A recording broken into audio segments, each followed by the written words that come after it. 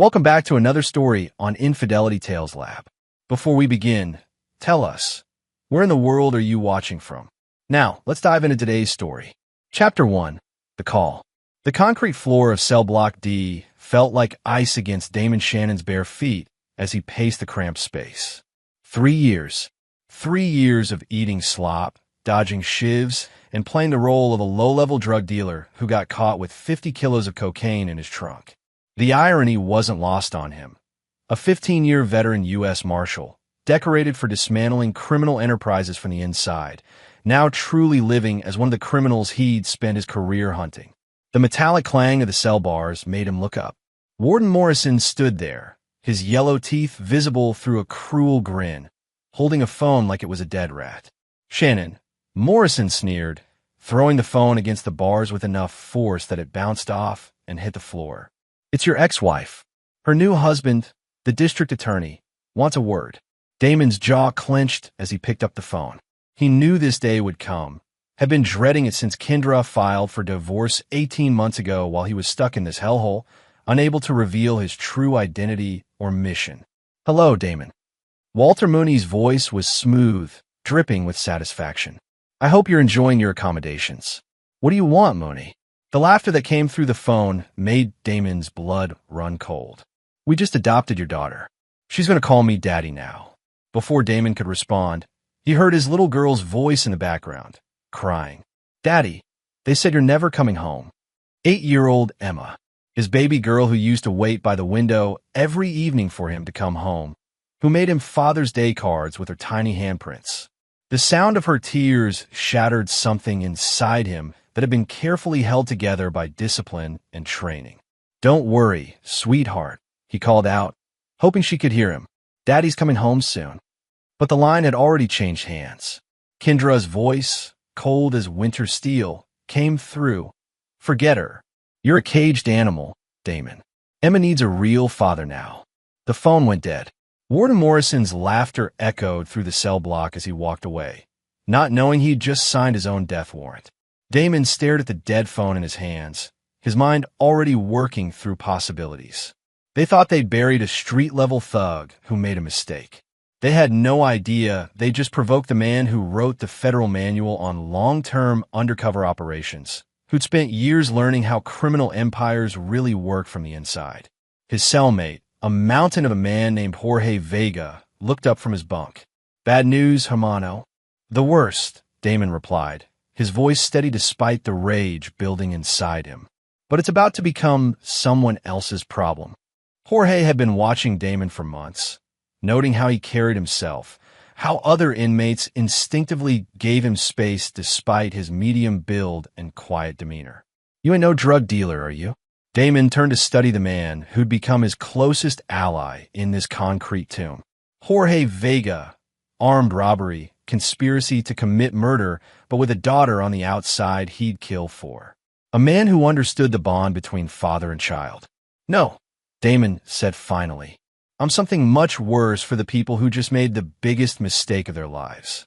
As night fell, Damon lay on his narrow bunk, staring at the ceiling and thinking about Emma. She'd been 4 when he'd started this deep cover assignment, investigating a drug trafficking network that reached into the highest levels of law enforcement. The operation required him to create a completely new identity, to become Damon Shannon, the small-time dealer, instead of Marshal David Shannon, the federal agent. Only 3 people knew the truth: his handler, Deputy Marshal Harrison Cole, FBI agent Sandra Wright, who coordinated with local law enforcement, and U.S. Attorney General Patricia Hawkins, who'd personally approved the operation. Even Kendra couldn't know, that her husband's absences and secretive behavior were in service to his country, not criminal enterprise. The marriage had been crumbling for 2 years before his arrest. Kendra grew suspicious of his late nights, his inability to explain his work, the mysterious phone calls. When she hired a private investigator, all they found was evidence of Damon meeting with known criminals, making what appeared to be drug deals, and handling large amounts of cash. She'd confronted him the night before his planned arrest, the culmination of 3 years of building his criminal reputation. He'd begged her to trust him, told her everything would be clear soon, but she was already packed and ready to leave. "I won't raise Emma around a criminal," she'd said, her suitcase in hand. "I won't let her think this is normal." 12 hours later, federal agents arrested him in a dramatic takedown designed to cement his criminal credentials. Kendra wasn't there to see it. She'd already taken Emma to her mother's house in another state. But Walter Mooney had been there. As the district attorney, he made sure to personally oversee the arrest of one of the biggest drug dealers in state history. The press conference afterward had been Mooney's ticket to higher political aspirations. Now, lying in his cell, Damon pieced together the timeline. Kendra had met Mooney during the divorce proceedings. The district attorney, with his silver hair and expensive suits, must have seemed like everything Damon wasn't: stable, respectable, honest. The irony was suffocating. "Can't sleep either?" Jorge's voice cut through the darkness. "Planning," Damon replied. "Planning what?" Damon was quiet for a long moment. Then, "How to make sure some people understand that taking a man's child is the last mistake they'll ever make." Jorge chuckled. "I like you, Shannon. You got that look in your eyes, like my cousin Miguel before he burned down that courthouse in Juarez." "Tell me about your daughter," Damon said. "Isabella. She's 12 now. Been in and out of foster care since I got locked up. Her mother OD'd 2 years ago." Jorge's voice grew soft. "I get out in 6 months. Gonna get her back, get clean, try to be the father she needs. What if someone tried to adopt her? Take her away permanently?" The silence that followed was heavy with understanding. Finally, Jorge spoke. "I'd burn the world down." "That's exactly what I'm going to do," Damon said. "But first, I need to get out of here." "You got a plan for that, too?" Damon smiled in the darkness. "I've got resources these people can't imagine. My handler thinks I'm maintaining my cover until we can safely extract me. He doesn't know about Emma, about what they've done. When I make contact tomorrow, everything changes." "Tomorrow?" "Rec time. There's a spot in the yard where cell phone signals reach. I've been saving this conversation for when I really needed it." Damon turned to face Jorge.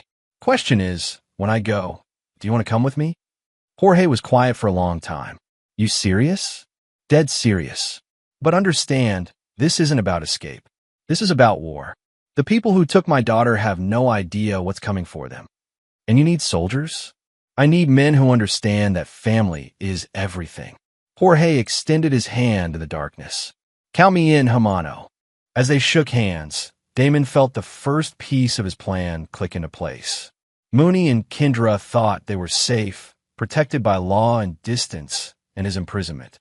They were about to learn that the most dangerous criminals weren't the ones behind bars. They were the ones who'd learned how to think like criminals while maintaining all the resources and training of a federal agent. The war for Emma was about to begin. Chapter 2: The Devil's Bargain. Morning came with the usual cacophony of prison sounds: guards shouting, cell doors clanging, the shuffle of feet in the corridors. But for Damon, it felt different. Today was the day he started his real work. During breakfast, he studied the layout of the cafeteria with new eyes. Not as a prisoner trying to survive, but as a federal agent planning an operation. The guard positions, the blind spots, the timing of shifts, all information he'd been unconsciously cataloging for 3 years. "You look different today," Jorge observed, cutting into his powdered eggs. "Like you found religion or something." "Something like that," Damon replied. Around them, conversations flowed in a mixture of English and Spanish, punctuated by the occasional burst of laughter or argument. To anyone watching, they looked like two inmates discussing nothing more important than the weather. But Damon was thinking about Kendra. How had she become this cold? He remembered their first date, how she'd laughed at his terrible jokes, how she'd cried during movies, how gently she'd held Emma as a baby. The woman on the phone yesterday wasn't the woman he'd married. "My wife wasn't always like this," he said quietly. Jorge raised an eyebrow. "Like what?" "Cruel.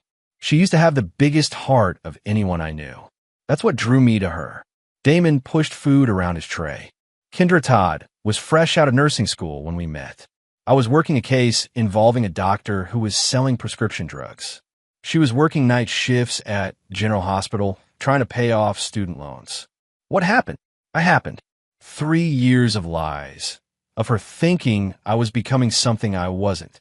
By the time she met Mooney, she probably thought he was saving her from a criminal.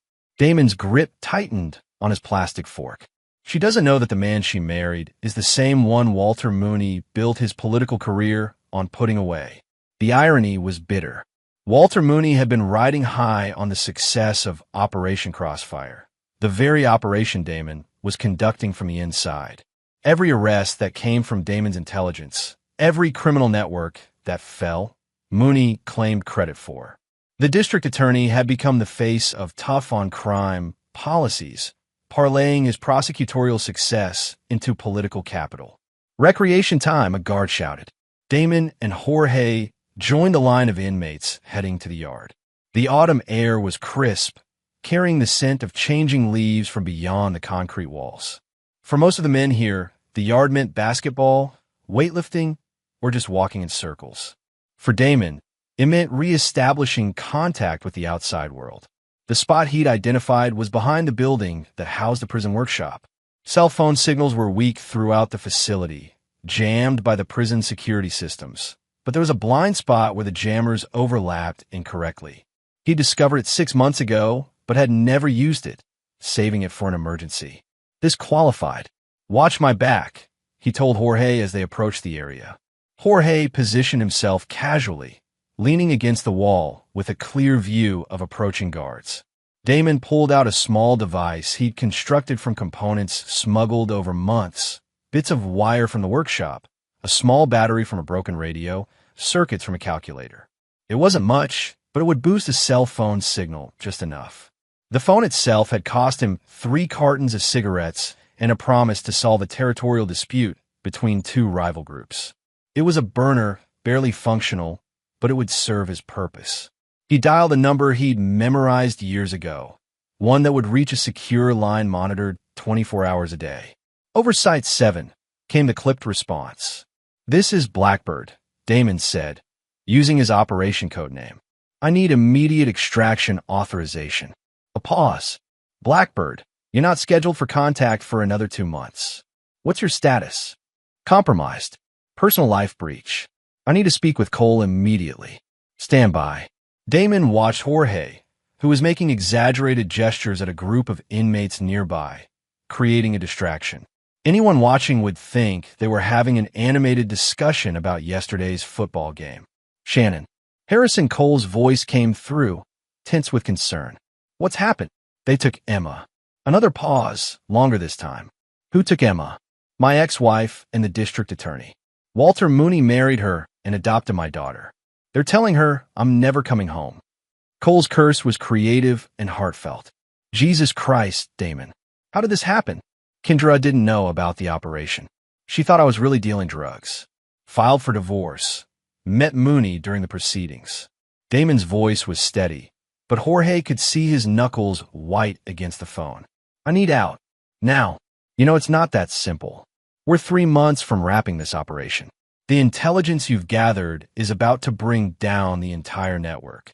We can't just—" "Harrison." Damon's voice went cold. "They took my daughter.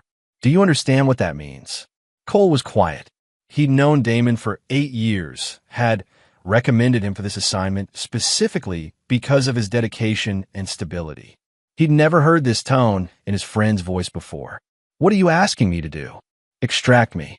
Tonight. Make it look like I escaped. Give me access to operational funds and resources." "Damon, you're talking about going off the reservation.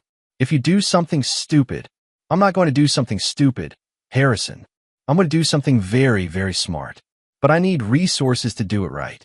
Cole understood the implication. Damon wasn't planning to simply reclaim his daughter through legal channels. He was planning something else entirely. "I can't authorize that kind of operation." "You're not authorizing anything. I'm a federal marshal who's about to escape from prison. What I do after that is my business." Damon paused. But if someone were to accidentally leave certain resources where an escaped marshal might find them, well, that would just be unfortunate operational security.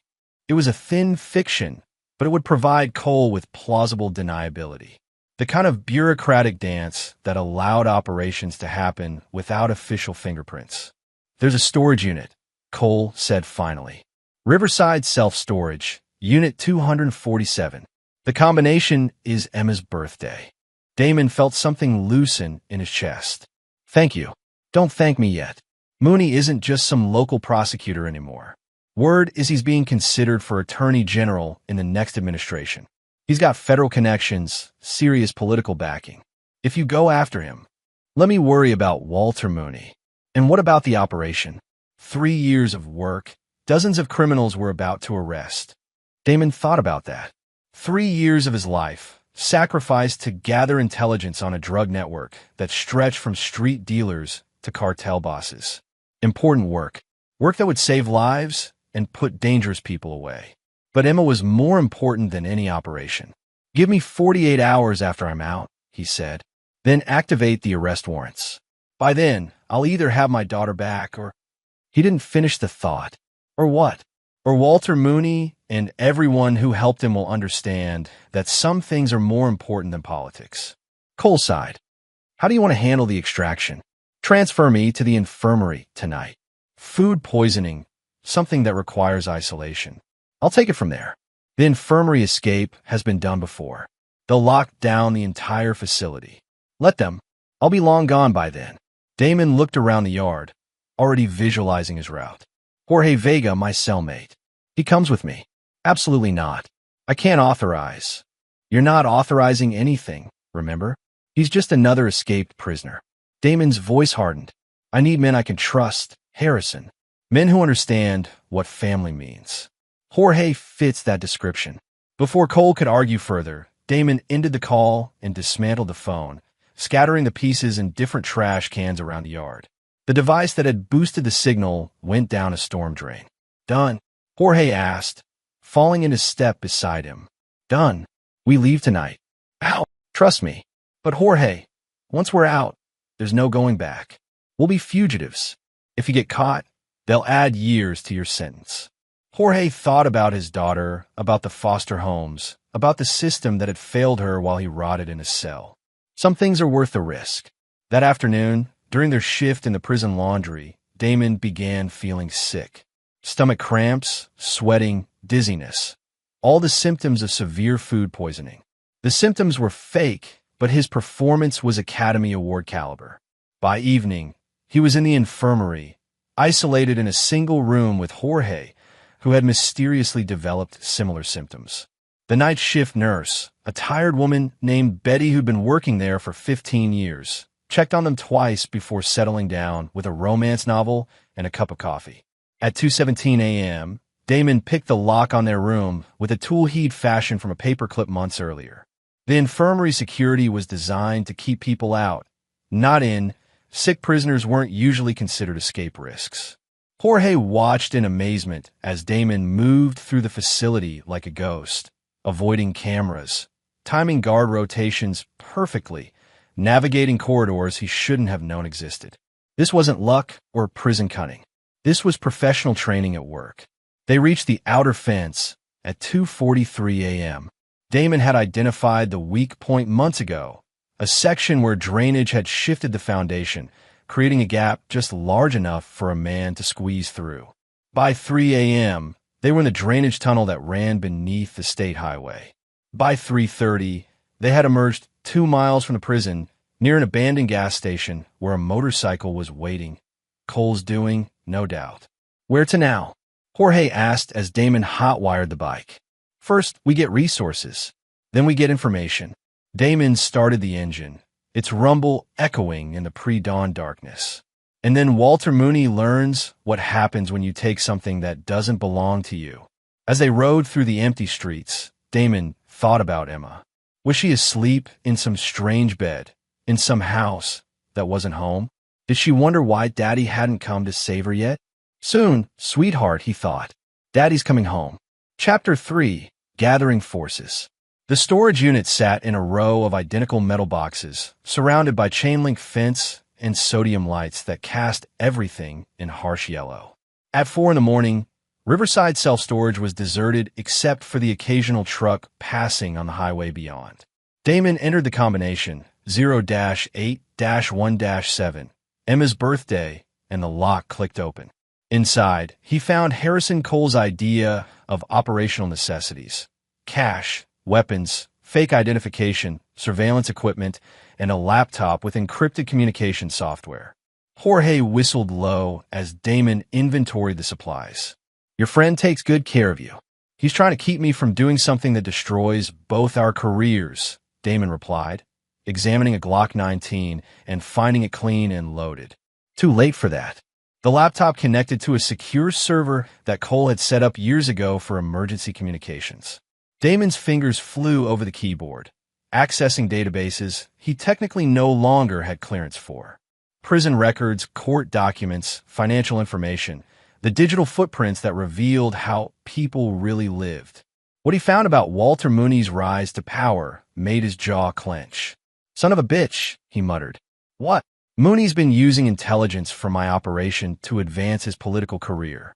Every arrest warrant, every prosecution, every press conference, he's been taking credit for work I've been doing from inside." Damon scrolled through news articles, watching Mooney's face appear again and again, always at podiums, always taking credit. But it was worse than simple glory-seeking. Mooney had leveraged his prosecutorial success into serious political connections. Donations from law enforcement unions, endorsement from federal officials, rumors of cabinet positions in future administrations. Walter Mooney wasn't just a district attorney anymore. He was a rising star in national politics. And he'd built that rise on Damon's sacrifice. "Look at this," Damon said, turning the laptop so Jorge could see. 3 months ago, Mooney spoke at a conference about innovative approaches to organized crime. He's presenting intelligence I gathered as his own strategic insights. Jorge studied the screen. Guy's got some serious protection then. Politicians like that, they don't go down easy. They do if you hit them right. Damon opened another database, this one containing personal information that wasn't supposed to be accessible to anyone below deputy director level. Everyone has weaknesses. Everyone has secrets. Walter Mooney's file revealed a man whose public image was carefully crafted. Church attendance, charity work, family values, all the things that played well with voters. But there were gaps in the timeline, periods where his whereabouts weren't accounted for, financial transactions that didn't quite add up. More interesting was his staff.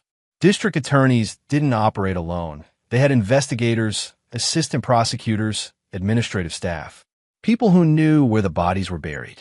Isaac O'Brien, Damon read from the screen. Chief investigator for the DA's office. 15 years with the department. Exemplary record. He paused. But his daughter Maddie died in a car accident 2 years ago. Drunk driver, never caught. Jorge understood immediately. Grief makes people do stupid things, or makes them more open to alternative forms of justice. Damon made a note of O'Brien's home address. If Mooney's hiding something, O'Brien would know about it. The next few hours were spent building profiles. Kendra's current situation, Emma's school and daily routine, the security at Mooney's house and office. Damon approached it like any other operation: identify targets, map relationships, find pressure points. By dawn, they had relocated to a motel on the outskirts of town, paying cash for a room that faced the highway in case they needed to leave quickly. Jorge had grown quiet, perhaps realizing the magnitude of what they were attempting. "Second thoughts?" Damon asked, cleaning the Glock with practiced efficiency. "About getting out?" "No." "About going up against the district attorney?" "Maybe." Jorge sat on the edge of the bed, studying their target files. "This guy's got resources we can't match. Police, FBI, federal marshals, they'll all be looking for us." "True, but they'll be looking for escaped prisoners, not federal agents conducting an unauthorized operation." Damon assembled the weapon, checking the action. Besides, Mooney's going to be arrogant. He thinks he's untouchable. The first test of that theory came at noon, when Damon placed a call to Isaac O'Brien's cell phone. "O'Brien. Mr. O'Brien, my name is David Shannon. I'm a federal marshal, and I need to speak with you about Walter Mooney." A long pause. "Federal marshal? Let me see some identification. I'm not in a position to do that right now, but I think you'll want to hear what I have to say about your boss's connection to organized crime. Listen, whoever you are, your daughter Maddie was killed by someone driving a blue Camaro, license plate partial KJ7. The impact happened at the intersection of Maple and 3rd at 11:47 p.m. on October 15th. The driver had connections to the Vega drug operation. Dead silence. Then, how do you know that? Because I've been undercover in that organization for 3 years. And I know who was driving that car. Damon, let that sink in. Are you interested in justice for Maddie, Mr. O'Brien? Another pause. Where do you want to meet? Lincoln Park by the Memorial Fountain. 1 hour. Come alone. Damon ended the call and turned to Jorge. Time to see if we got our first ally. Lincoln Park was busy with lunch hour joggers and office workers taking a break from their cubicles. Damon and Jorge positioned themselves with clear sight lines and exit routes, watching for any sign that O'Brien had brought back up. At exactly 1 p.m., a man in his 50s approached the fountain. Gray hair, tired eyes, the look of someone who hadn't slept well in years. He wore a rumpled suit and kept checking his phone, nervous but alone. Damon approached first, keeping his hands visible. Mr. O'Brien, you're Shannon. O'Brien studied him carefully. You don't look like a federal marshal. I've been undercover for 3 years. Prison changes a man's appearance. Damon gestured to a nearby bench. Shall we sit? They settled on opposite ends of the bench, while Jorge maintained his position near the park entrance.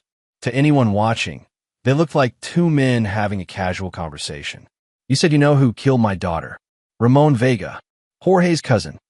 Damon nodded toward Jorge. He was running drugs for the network I've been investigating. High on meth, driving stolen cars, completely reckless. He should have been arrested months before the accident. O'Brien's hands clenched. Should have been. Walter Mooney had intelligence about Ramon's activities. Reports, surveillance footage, witness statements. But he held off on the arrest because he wanted to use Ramon to get to bigger targets. Damon's voice was quiet, matter of fact. Your daughter died because Mooney prioritized his case statistics over public safety. That's... O'Brien started to object, then stopped. You have proof of this. I have documentation showing that Mooney knew about Ramon's drug use and reckless driving. I have reports that were never filed, evidence that was never processed, arrest warrants that were never served. Damon pulled out a tablet, showing O'Brien a series of documents. Your boss let a dangerous criminal stay on the streets because arresting him immediately wouldn't have generated the kind of headlines he needed. O'Brien studied the documents, his face growing pale. The papers clearly showed a pattern of delayed arrests, evidence that Mooney's office had been tracking Ramon Vega for months without taking action. Why are you showing me this? Because I need your help, and because I think you deserve to know the truth about why Maddie died. What kind of help? Damon leaned back, studying the investigator. O'Brien was a good man, dedicated to his job, devastated by his loss. The kind of person who'd spent his career believing in the system, only to discover that the system had failed his daughter. I need information about Walter Mooney's current activities, his schedule, his security arrangements, his personal habits. And I need to know about his relationship with my ex-wife and daughter. You're planning something. I'm planning to get my daughter back. What that requires depends on how reasonable Mooney wants to be. O'Brien was quiet for a long time, staring at the memorial fountain. Finally, what's your real name? Deputy U S Marshal David Shannon. I've been operating under the identity Damon Shannon for the past 3 years, infiltrating a drug network that reaches into local law enforcement. The Crossfire operation.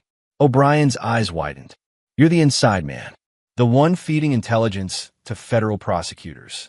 Intelligence that Walter Mooney has been taking credit for. Damon stood up. Think about it, Mr. O'Brien. Think about your daughter, and think about what kind of man uses other people's sacrifices to build his own career. As they prepared to leave, O'Brien called out, If I help you, what happens to Ramon Vega? Damon turned back. Ramon Vega died in a car accident 3 months ago. Crashed into a bridge support going 90 miles an hour, high on the same drugs he was selling. But justice for Maddie doesn't die with him. The man who let her killers stay on the streets is still walking around, collecting political donations and adoption papers. O'Brien understood. This wasn't about revenge against a dead man. It was about accountability for the living. For the next hour, sitting on that park bench, Isaac O'Brien told Deputy Marshal David Shannon everything he knew about Walter Mooney's current life. By evening, Damon had a complete picture: Mooney's schedule, his home security system, his relationship with Kendra, and most importantly, where Emma was going to school. But he also had something else: the growing realization that his war with Mooney was about to become much larger than a custody dispute. Walter Mooney hadn't just stolen his daughter. He'd built an entire political career on Damon's work, using federal resources for personal advancement while people like Matty O'Brien died because of his priorities. Some crimes demanded more than justice. They demanded reckoning. Chapter 4: First Blood. The elementary school was a cheerful building with painted murals and a playground that seemed designed to radiate innocence. Damon watched from across the street as children poured out at dismissal time, looking for Emma's familiar blonde curls among the crowd. There, holding hands with a woman in expensive clothing, walking toward a black SUV with tinted windows. Even from a distance, Damon could see that Emma looked smaller than she had 3 years ago, more subdued. The bright energy he remembered seemed dimmed. "That her?" Jorge asked from a driver's seat of their stolen sedan. "That's her." Damon's hands clenched as he watched his daughter being loaded into a vehicle he didn't recognize, driven by people who weren't her family. And that's Kendra. Kendra Todd. Now Kendra Mooney had changed. Her hair was styled differently, her clothes more expensive than anything she'd worn during their marriage. She moved with the confidence of someone whose financial worries had evaporated, whose social status had been dramatically elevated. But she handled Emma with casual efficiency rather than maternal warmth. No lingering hugs, no animated conversation about the school day. Just the mechanical process of getting a child from point A to point B. "Doesn't look like a happy family," Jorge observed. "It's not a family at all. It's a political prop." Damon started the car as the SUV pulled away from the curb. "Follow them, but stay back. I need to see where they're taking her." The route led through the affluent part of town, past houses with manicured lawns and gates. The Mooney residence was exactly what Damon had expected: a colonial mansion with circular driveway, professional landscaping, and security cameras at every corner. But it was the car in the driveway that made Damon's blood run cold. "Son of a bitch," he muttered. "What?" "Black sedan, government plates. That's a federal vehicle." Damon's training kicked in, identifying the model, the antenna configuration, the subtle modifications that marked it as law enforcement. "Mooney's got federal protection." Jorge frowned. "Protection from what?" "For me, probably. Someone tipped him off that I escaped." Damon pulled out his phone, dialing Harrison Cole's secure number. "Jesus Christ, Damon, where are you? Every federal agency in 3 states is looking for you." "Harrison, did you tell anyone about Emma? About why I needed extraction?" A pause. "I had to brief my supervisor. Standard protocol for compromised operations." "Who else was in that briefing?" "Deputy Director Walsh, FBI Liaison Thompson, and—" Cole's voice trailed off. "An Assistant U.S. Attorney Patricia Hawkins." Damon felt the pieces clicking together. Hawkins has been coordinating with local prosecutors on crossfire-related cases. She's been working directly with Walter Mooney's office. The implications were staggering. Patricia Hawkins knew about Damon's escape, knew why he'd left, and had almost certainly warned Mooney that an angry father was coming for his adopted daughter. What should have been a family dispute had become a federal incident. "Damon, you need to come in. This has gotten too big. If you try to grab Emma now, they'll classify it as a kidnapping with terrorist implications." "Terrorist implications?" Damon's voice was dangerously quiet. A federal marshal going rogue, using his training and resources against civilian targets? They're already drafting profiles, predicting violent escalation. If you make any move against Mooney or his family, they'll authorize lethal force.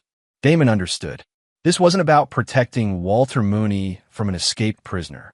This was about protecting a politically valuable asset from someone who could expose uncomfortable truths about federal operations. "Harrison, I need you to do something for me. I can't help you anymore. My hands are tied. Just listen. The storage unit where you left those supplies, is it still active?" "Damon, is it still active?" A sigh. "Yes." "Good. Because I'm about to give you the biggest case of your career. But I need time to set it up properly." Damon watched the federal agents moving around Mooney's property, noting their positions and equipment. Can you give me 72 hours before you officially locate me? Absolutely not. I've already told them. You've told them I'm probably heading for the Mexican border, following cartel contacts for my undercover work. It'll take time to track me down through those networks. Cole understood the fiction being offered. Plausible misdirection that would buy time while providing cover for his eventual discovery of Damon's real location. 72 hours. But after that, I have to bring you in. After 72 hours, you won't have to bring me in. I'll surrender voluntarily. Damon ended the call and turned to Jorge. We need a new base of operations. Somewhere with communication capabilities and defensive positions. I know a place, Jorge said. My cousin Miguel owns an auto repair shop on the east side. Closed down 6 months ago, but the building's still solid. Good sight lines, multiple exits, and a tunnel that connects to the storm drain system. As they drove across town, Damon's mind was already working through the complexities of his new situation. This wasn't just about getting Emma back anymore. Federal resources were being used to protect Walter Mooney, which meant federal corruption at the highest levels. Patricia Hawkins had been coordinating with Mooney's office for months, sharing intelligence from Damon's operation. How much of that intelligence had been used for political gain rather than legitimate prosecution? How many cases had been manipulated for maximum political impact? And how many other families have been destroyed while career-minded prosecutors played games with justice? The auto shop was perfect, a concrete block building surrounded by chain-link fence with clear sight lines in every direction. Miguel Vega had left it equipped with workbenches, tools, and a small office with internet access. Miguel won't mind us using this, Damon asked, examining the building's defensive possibilities. Miguel's in Juarez, waiting for his visa appeal to process. Do you want me to use it? Jorge tested the lights and found them functional. Besides, he owes me. I took a conspiracy charge that should have been his. That evening, Damon began the most important research of his career. Using skills developed over 15 years of federal service, he started building cases against everyone who had participated in destroying his family. Walter Mooney was just the beginning. Patricia Hawkins had a pattern of feeding federal intelligence to local prosecutors in exchange for political favors. The cases were solid, but the timing was always convenient for maximum media impact. Assistant Prosecutor Bradley Snyder had been using sealed federal indictments to target Mooney's political opponents, leaking information that should have been classified. FBI liaison agent Sandra Wright had been manipulating evidence databases, altering timestamps and chain of custody records to support preferred narratives. By midnight, Damon had identified a conspiracy that reached from local prosecutors' offices to federal agencies. Emma's adoption wasn't just personal. It was political insurance, ensuring that the undercover marshal at the center of their corruption couldn't threaten their careers. You look like you found something big, Jorge said, bringing coffee and sandwiches from a nearby diner. Bigger than I thought. Damon showed him the connections he'd mapped. They didn't just steal my daughter. They've been using my operation to commit federal crimes for over a year. So what's the plan? Damon leaned back in his chair, studying the evidence on his laptop screen. In 72 hours, Harrison Cole would be forced to track him down. Before that happened, he needed to ensure that everyone involved in this conspiracy faced consequences. But first, he needed to send a message that would get their attention. Isaac O'Brien is working late tonight, Damon said, checking the investigator's schedule. Security cameras show him alone in the DA's office, going through case files. And he's about to discover that someone broke into Walter Mooney's office and left some very interesting documents on his desk. Jorge grinned. Documents that prove Mooney's been corrupt? Documents that prove everyone's been corrupt. By morning, Isaac O'Brien is going to have evidence of federal crimes that will destroy half the prosecutors in this state. Damon started gathering his equipment. But more importantly, Walter Mooney is going to realize that the man he's been hiding from isn't some desperate escape convict. What is he then? Damon checked his weapon and started toward the door. Someone who knows how to bring down criminal empires from the inside. As they drove through the empty streets toward the courthouse, Damon thought about Emma sleeping in a strange house, surrounded by people who saw her as a political asset rather than a little girl who missed her father. Soon, sweetheart, Daddy's going to fix this. But first, he was going to remind Walter Mooney and his friends what happened when you made an enemy of someone who'd spent 3 years learning how criminals really thought. The war was just beginning. Chapter 5, Psychological Warfare. At 2:30 a.m., the courthouse was empty except for security guards making their rounds and Isaac O'Brien working alone in his office on the 3rd floor. Damon had studied the building's security for months during his trial, noting camera positions, guard rotations, and the maintenance schedules that created brief windows of opportunity. Getting inside was almost insultingly easy for someone with his training. O'Brien looked up as his office door opened, instinctively reaching for the service weapon he wore despite being an investigator rather than patrol officer. But he relaxed when he recognized Damon's face. "Marshal Shannon, I didn't expect to see you again so soon. I told you I needed information, but what I really need is justice." Damon entered the office and closed the door behind him. "Are you recording this conversation?" "Should I be?" "That depends on whether you want to be a witness or a co-conspirator." Damon placed a thick envelope on O'Brien's desk. Those are copies of federal communications showing that Walter Mooney has been using classified intelligence for political purposes, that he's been manipulating federal investigations to target his political opponents, and that he's been covering up evidence of corruption that reaches into federal agencies. O'Brien opened the envelope with shaking hands. The documents inside were damning. Emails between Mooney and federal prosecutors, intelligence reports with political annotations, evidence of case timing designed for maximum media impact. "Where did you get these?" "I've been a federal marshal for 15 years, Mr. O'Brien. I have access to systems and databases that most people can't imagine." Damon sat across from the investigator. "The question is, what are you going to do with that information?" O'Brien studied the documents, his face growing pale as he understood their implications. "If these are real, they're real, and they're just the beginning." Damon leaned forward. "Patricia Hawkins has been using her position as assistant U.S. attorney to coordinate with local prosecutors like Mooney. Federal intelligence has been shared illegally, federal investigations have been compromised, and federal resources have been used to advance political careers. You're talking about conspiracy, RICO violations. This would bring down half the prosecutor's office and at least 3 federal officials." "That's exactly what I'm talking about." O'Brien set the documents down, his hands trembling slightly. "What do you want from me?" "I want you to do your job. Investigate these crimes. Build cases. File reports." Damon stood up. "But I want you to do it quickly, because in 60 hours, I'm going to take more direct action." "What kind of direct action?" "The kind that ensures my daughter comes home where she belongs." O'Brien understood the implication.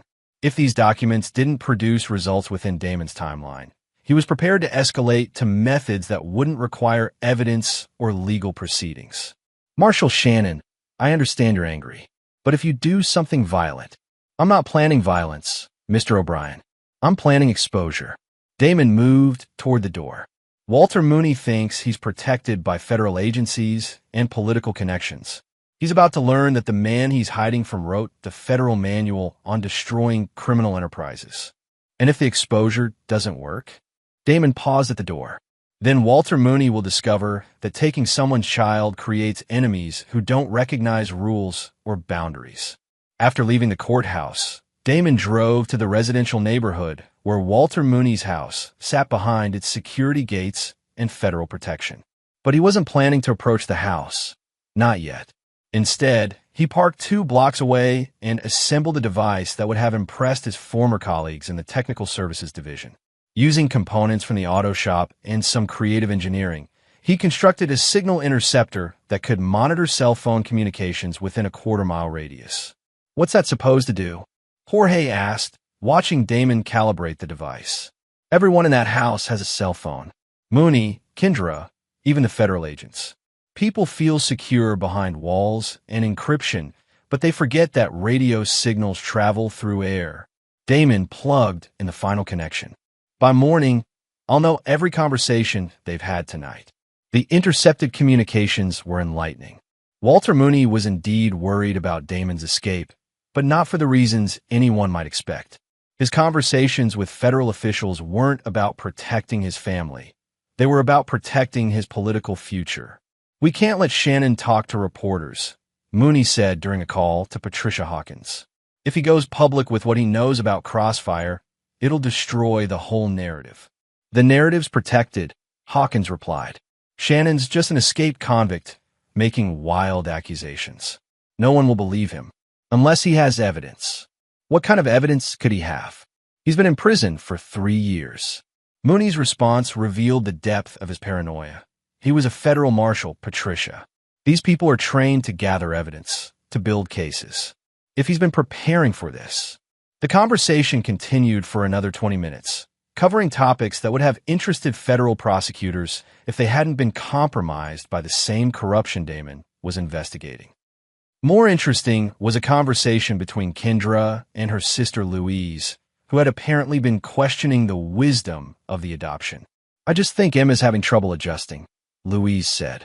"She keeps asking when her real daddy is coming home." "Walter is her real father now," Kendra replied, but her voice lacked conviction.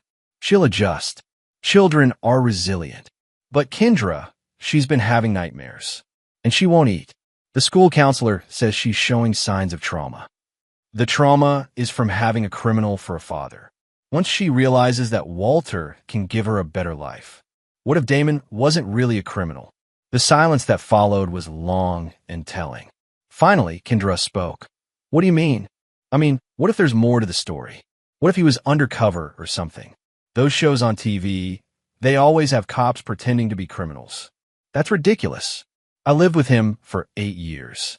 I knew who he was."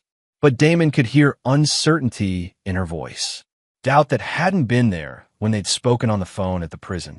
The most revealing conversation came near dawn, when one of the federal agents protecting the house called his supervisor. "Sir, Agent Morrison here. About the Shannon situation, we've got conflicting priorities. Are we protecting a witness family? Or are we protecting political assets? What's the difference?" "The difference is that if Shannon is really the undercover marshal from Operation Crossfire, then the people we're protecting might be the real criminals." Another long pause. "Agent Morrison, you're not paid to analyze political situations. You're paid to follow orders. Your orders are to maintain security on the Mooney residence until further notice." "Understood, sir. But if this goes sideways?" "It won't go sideways if you do your job." By sunrise, Damon had a complete picture of the situation. The federal agents were uncomfortable with their assignment, but following orders. Kendra was beginning to doubt the narrative she'd been fed about her ex-husband. Walter Mooney was primarily concerned with protecting his political career rather than his family's safety. And Emma was suffering. "Time for phase 2, Damon said, packing up the surveillance equipment. "Which is?" "Psychological pressure. I'm going to make Walter Mooney so paranoid that he starts making mistakes." Damon started the car.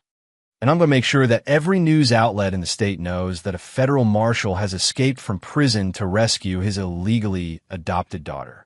Jorge grinned. "Now it gets interesting."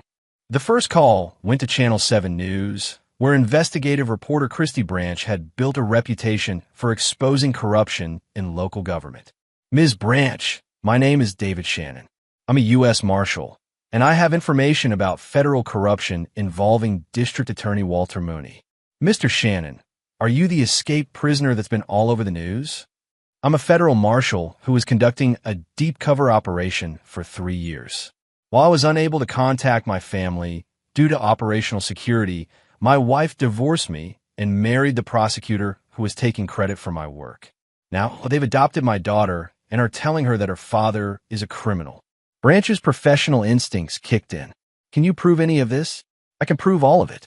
Federal case files, operation records, communications between Mooney and corrupt federal officials." Damon pulled into the parking lot of the diner. "The question is, are you interested in the biggest corruption story of your career?" By noon, Damon had contacted 6 news outlets, 3 federal whistleblower organizations, and 2 congressional offices that had been investigating prosecution misconduct. He didn't provide evidence to any of them, yet, but he planted seeds of doubt raised questions that reporters would start investigating. The psychological pressure was immediate. Mooney's office received dozens of calls from reporters asking about the Shannon allegations. Federal officials found themselves answering uncomfortable questions about Operation Crossfire and the use of undercover assets. Most importantly, the narrative began to shift. Instead of a dangerous escaped convict threatening a prosecutor's family, the story became a federal marshal fighting corruption and trying to reclaim his illegally adopted daughter. "It's working," Jorge observed, watching news reports on his phone. "They're starting to question the official story." "It's a beginning," Damon replied. "But Mooney's not going to give up easily. He's got too much invested in this." That evening, the pressure escalated when Isaac O'Brien called a press conference. "After reviewing new evidence that has come to my attention," O'Brien said, standing behind a podium at police headquarters, "I am announcing a formal investigation into potential misconduct by members of this office in relation to federal prosecutions." The questions from reporters were immediate and pointed. "Is this related to the escaped prisoner, David Shannon? What kind of misconduct are you investigating? Is District Attorney Mooney implicated?" O'Brien's responses were careful but devastating. Deputy U S Marshal David Shannon was conducting a federal undercover operation. Evidence suggests that intelligence from that operation may have been misused for political purposes. The investigation will determine the extent of any wrongdoing. Watching the press conference from their hideout, Damon felt satisfied. The first phase of his plan was working perfectly. Mooney was no longer controlling the narrative. But as they monitored communications that night, it became clear that their enemies were adapting. Shannon's turned this into a media circus, Mooney said during a call to Patricia Hawkins. "We need to discredit him before this gets worse. How do you want to handle it? Release his psychiatric evaluations from prison. Show that he's unstable, dangerous. Make this about a deranged father threatening innocent people. Those evaluations are sealed. Unseal them. You have the authority. Walter, if we do that, it'll look like retaliation. It'll give his story more credibility. Then we handle this a different way." Mooney's voice turned cold. "Shannon wants his daughter back? Let him try to take her. But make sure the situation ends with him in a body bag." Damon looked at Jorge. The game had just changed from political maneuvering to deadly force. "Time for phase 3, he said grimly. "Which is direct action. They want to play by criminal rules." Damon checked his weapon. "Then I'll show them how criminals really operate." Chapter 6. The Hunter Becomes the Hunted. The hunting cabin belonged to Walter Mooney's brother, a fact that appeared in no public records, but showed up in Damon's deep-dive investigation of family assets. Nestled in the mountains 40 miles from the city, it represented exactly the kind of safe house a paranoid prosecutor might use when federal protection wasn't enough. Damon had been tracking the convoy of vehicles since they left the Mooney residence at dawn. 3 black SUVs with federal agents, 1 armored sedan with Walter and Kendra, and a small van that broke off in the group after 20 miles. The van contained Emma. "They're splitting up," Jorge observed from the passenger seat. "Smart play. Take the kid to a secure location while the parents go somewhere else." Not smart enough. Damon had been anticipating this move. The cabin is where they think they're safest. It's also where they're most vulnerable. The mountain roads were treacherous, winding through forests that provided excellent cover for surveillance and tactical positioning. Damon had studied these routes during his investigation, identifying choke points where a small force could control much larger numbers. But first, he needed to confirm Emma's location. The tracking device he'd planted on the van, a small magnetic unit attached during a brief stop at a gas station, showed it had stopped at a residential facility 20 miles from the cabin. When Damon drove past the location, he saw what appeared to be a private psychiatric facility, the kind of place where wealthy families sent troubled children. "Son of a bitch," he muttered. "They're having her committed." Jorge understood immediately. If she's in a mental facility, they can claim she's delusional.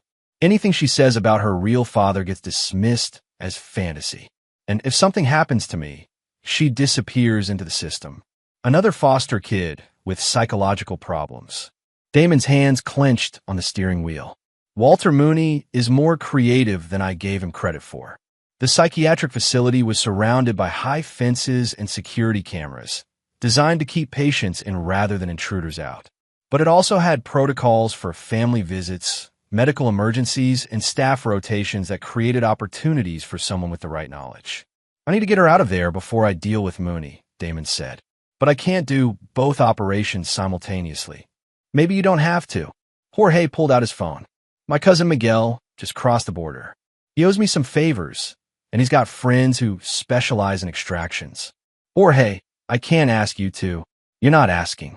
I'm volunteering." Jorge's voice was firm. "Emma's not the only kid who's been screwed by the system. Miguel and his crew, they don't like people who hurt children." While Jorge made arrangements for Emma's extraction, Damon focused on the cabin where Walter and Kendra had taken refuge. Satellite imagery showed a building designed for defense, limited access roads, clear fields of fire, secure communications equipment. But it also showed something else, a propane tank that supplied the cabin's heating system, positioned unfortunately close to the main structure. "Classic vulnerability," Damon muttered, studying the layout. "They're thinking about conventional assault, not creative demolition." By nightfall, Damon was positioned on a ridge overlooking the cabin, using military-grade optics to observe federal agents setting up a defensive perimeter. 8 agents, well-armed and professionally positioned, with clear communications and overlapping coverage. Professional, but predictable.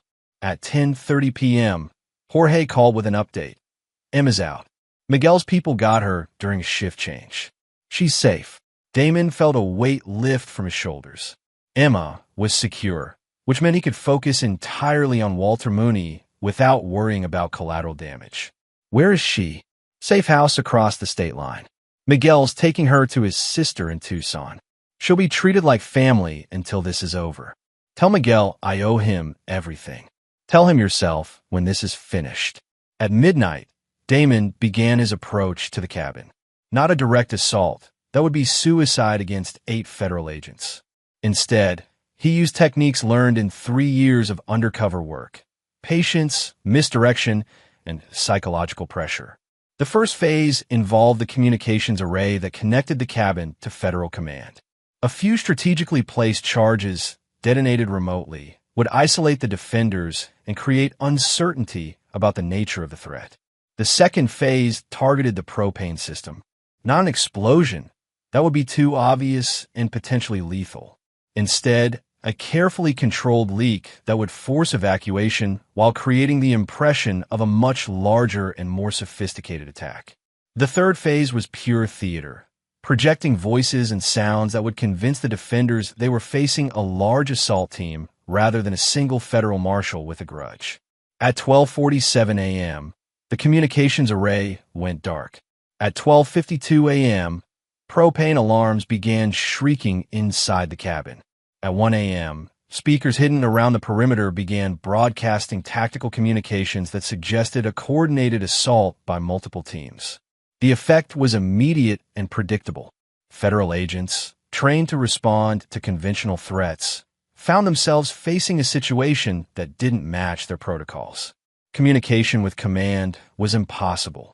The cabin was potentially about to explode, and enemy forces appeared to be coordinating attacks from multiple directions. The evacuation was swift and professional, exactly as Damon had anticipated. Within 10 minutes, all personnel were clear of the building and taking defensive positions in the surrounding woods, which left Walter and Kendra Mooney alone in the cabin, cut off from protection and facing what they believed was a massive federal assault. Damon's voice came through speakers he'd positioned inside the building during his earlier reconnaissance. "Walter, this is Deputy Marshal David Shannon. I think it's time we had a conversation." From his position in the woods, Damon could see Mooney moving frantically through the cabin, searching for weapons or communication devices. Kendra appeared to be in shock, sitting motionless in the main room. "I know you can hear me, Walter. Your federal protection is gone. Your communication is cut. Your allies can't help you." Damon's voice was calm, professional. "But I'm not here to hurt you. I'm here to offer you a choice." Mooney's response came through a window he'd opened. "What kind of choice?" "You can resign from office, divorce my ex-wife, and disappear from our lives forever. In exchange, I don't release the evidence I've gathered about your corruption to every news outlet in the country.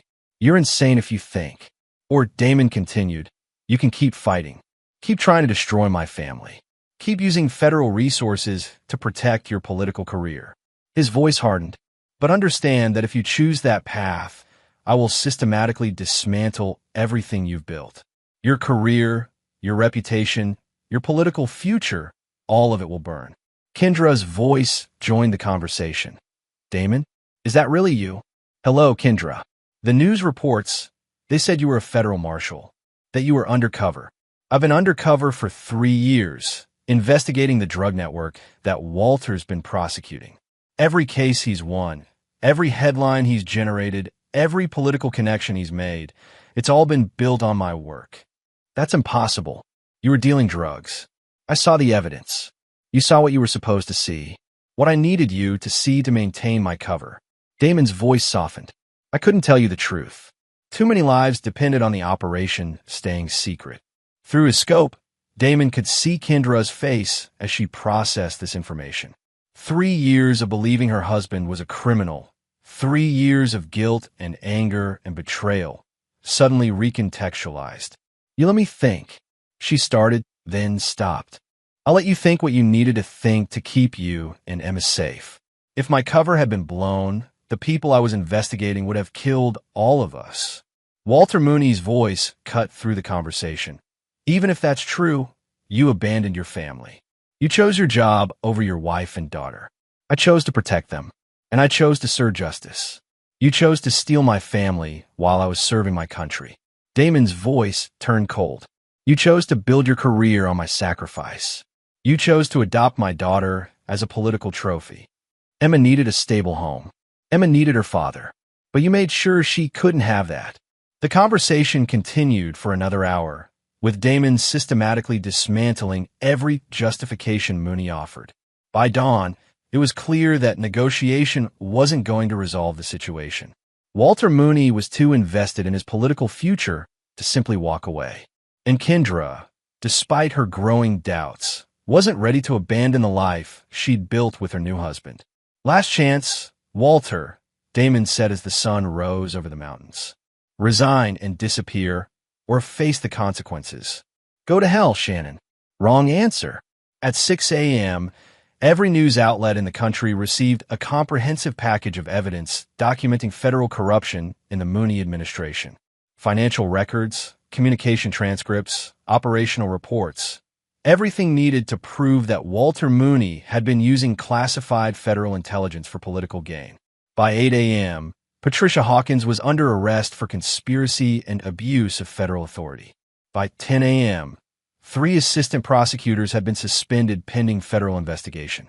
By noon, Walter Mooney's political career was over. But Damon wasn't finished. The real reckoning was just beginning. Chapter 7. The Reckoning. The federal courthouse in downtown was surrounded by news vans and protesters by the time Walter Mooney arrived for his emergency hearing. His political career was in ruins, his federal allies under arrest, and his carefully constructed public image crumbling under the weight of evidence that painted him as a corrupt opportunist who'd built his success on classified intelligence. But he still had Emma's adoption papers, still had legal custody of Damon's daughter, and he was determined to use that as leverage.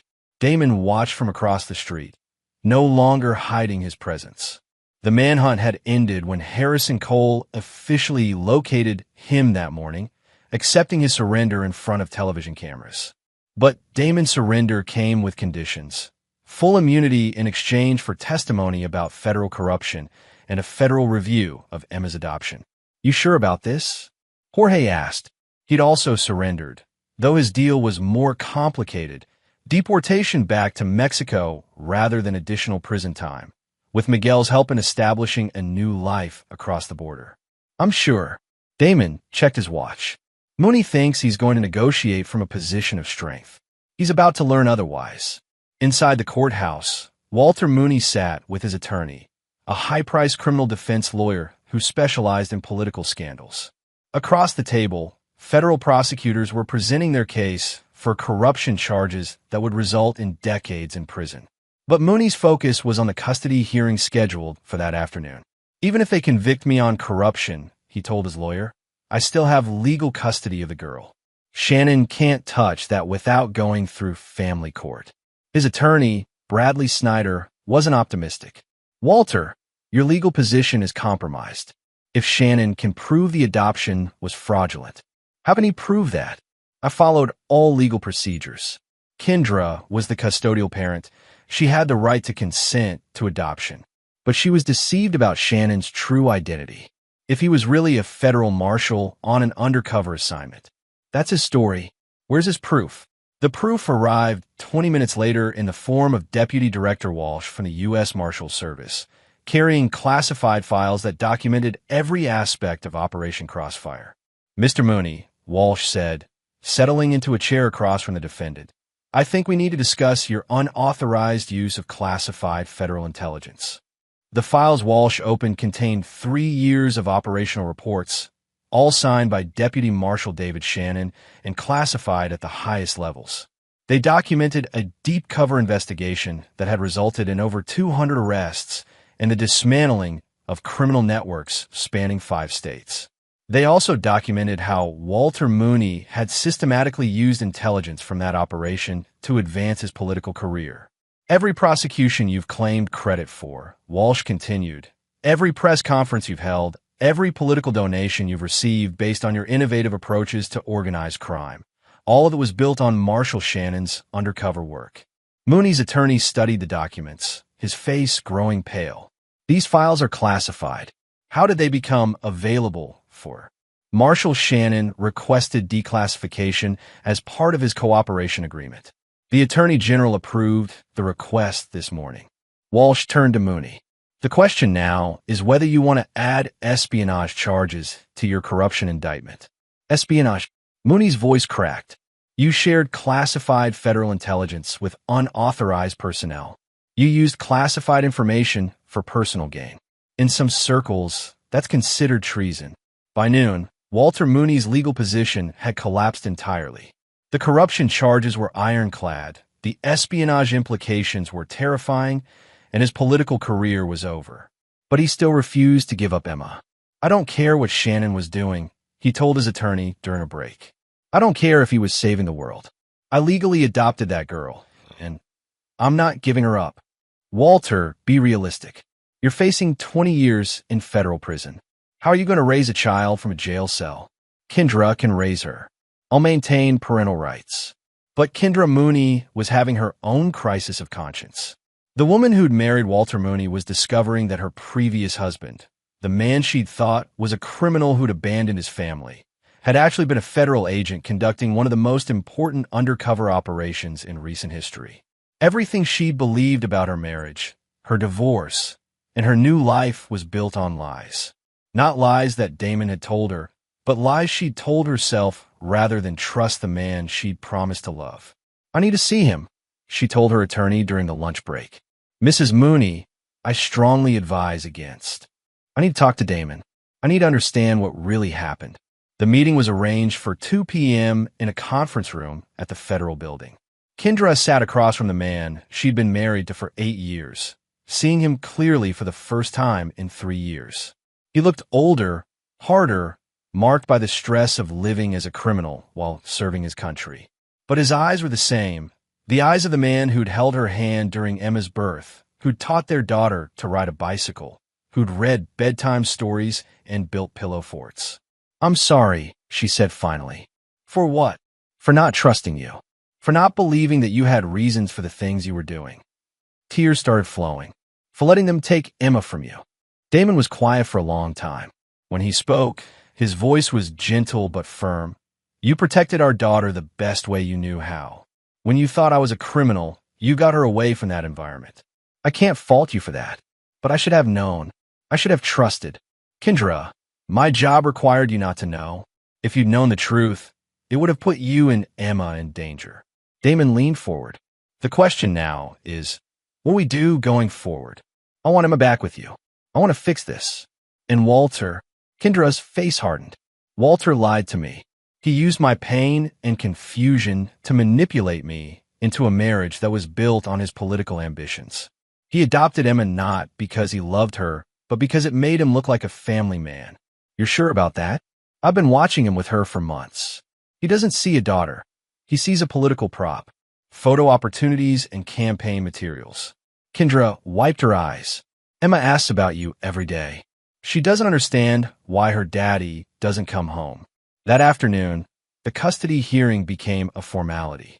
With Kendra's testimony supporting Damon's claims, with federal evidence documenting his true identity and mission, and with Walter Mooney facing federal corruption charges, the judge had little choice but to void the adoption and restore Emma to her biological father.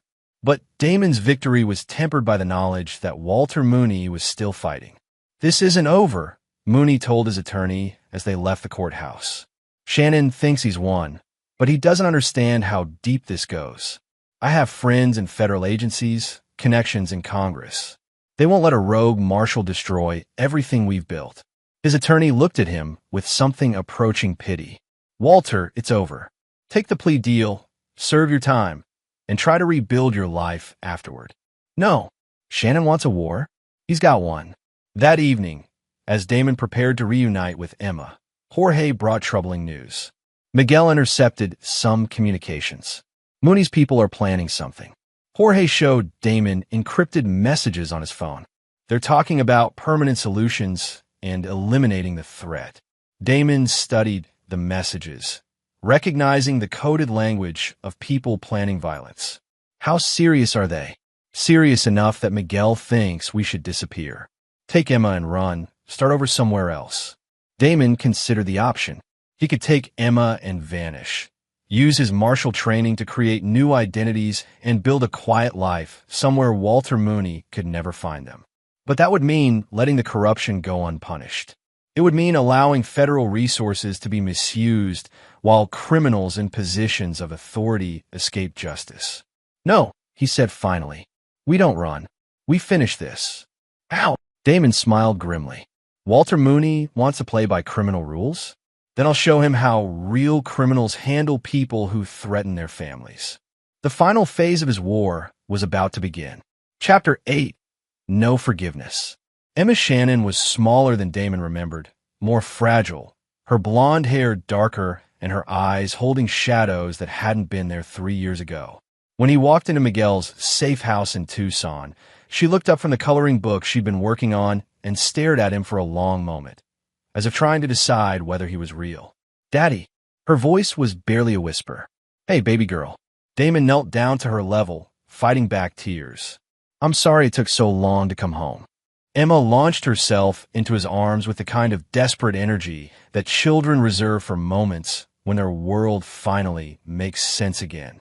For 10 minutes, they just held each other while Miguel's family politely found excuses to be elsewhere. "Are you really my daddy?" Emma asked finally. "The lady at the hospital said I was confused, that Walter was my daddy now. I'm really your daddy, and no one is ever going to take you away from me again. Why didn't you come home before? Mommy said you were in jail because you were bad." Damon chose his words carefully. "I was helping catch bad people, sweetheart. Sometimes to catch bad people, good people have to pretend to be bad too. It's like playing dress up, but for grown-ups with very important jobs." Emma considered this with the seriousness that 8-year-olds bring to adult explanations. "Were you pretending to be bad so you could catch the real bad people?" "That's exactly right. And now the real bad people are caught. Most of them." Damon smoothed her hair. "But Daddy has to make sure the rest of them can't hurt our family anymore." That evening, while Emma slept in the back room, Damon met with Miguel and Jorge to plan the endgame. The intelligence Jorge had gathered painted a clear picture. Walter Mooney, facing federal prison and the complete destruction of his political career, had decided that eliminating Damon was his only path to survival. "He's hired contractors," Miguel explained, showing photos on his laptop. 3 men with military backgrounds, probably mercenaries. "They've been asking questions about you in the city, offering money for information." Damon studied the photos, recognizing the type. Former Special Forces soldiers who'd turned their skills toward less legal pursuits. Dangerous, but predictable in their methods. "They're professionals," Jorge observed. "This isn't going to be easy." Professional mercenaries are easier to deal with than desperate amateurs, Damon replied. They're motivated by money, not passion. They'll follow predictable tactics and have standard equipment. What's the plan? Damon was quiet for a moment, thinking about Emma sleeping in the next room, about the woman who'd raised her while believing her father was a criminal, about the man who'd manipulated that woman's pain for his own political gain. We eliminate the threat, he said finally. Permanently. Jorge and Miguel exchanged glances. They'd both known this moment would come, the point where legal solutions gave way to practical ones. All of them? Miguel asked. All of them. Mooney, the mercenaries, anyone else who thinks they can threaten my family. Damon's voice was calm, matter of fact. I spent 3 years learning how criminal organizations really work. The only language they understand is overwhelming force. The trap was set for the following evening, using intelligence about the mercenaries' planned approach to Miguel's safe house. Damon had chosen the battlefield carefully, an abandoned warehouse district where collateral damage would be minimal and escape routes were numerous. But first, he had one more conversation to finish. Kendra arrived at the safe house the next morning, driving alone as Damon had requested. She looked older, worn down by months of guilt and confusion. When she saw Emma playing with Miguel's children, speaking a mixture of English and Spanish, she started crying. She looks happy, Kendra said. She's resilient. Children usually are. Damon poured coffee and sat across from his ex-wife. But she's been damaged by what happened. It'll take time to heal. I want to help. I want to be part of her life again. Damon studied the woman he'd once loved, seeing traces of the person she'd been before fear and manipulation had changed her. That depends on what you're willing to do to earn that privilege. Anything. Walter Mooney is planning to have me killed. Tonight, probably. 3 mercenaries are going to try to eliminate the threat to his political future. Damon's voice was steady. I'm going to stop them. But afterward, there will be consequences. Kendra understood the implication. You're going to kill them.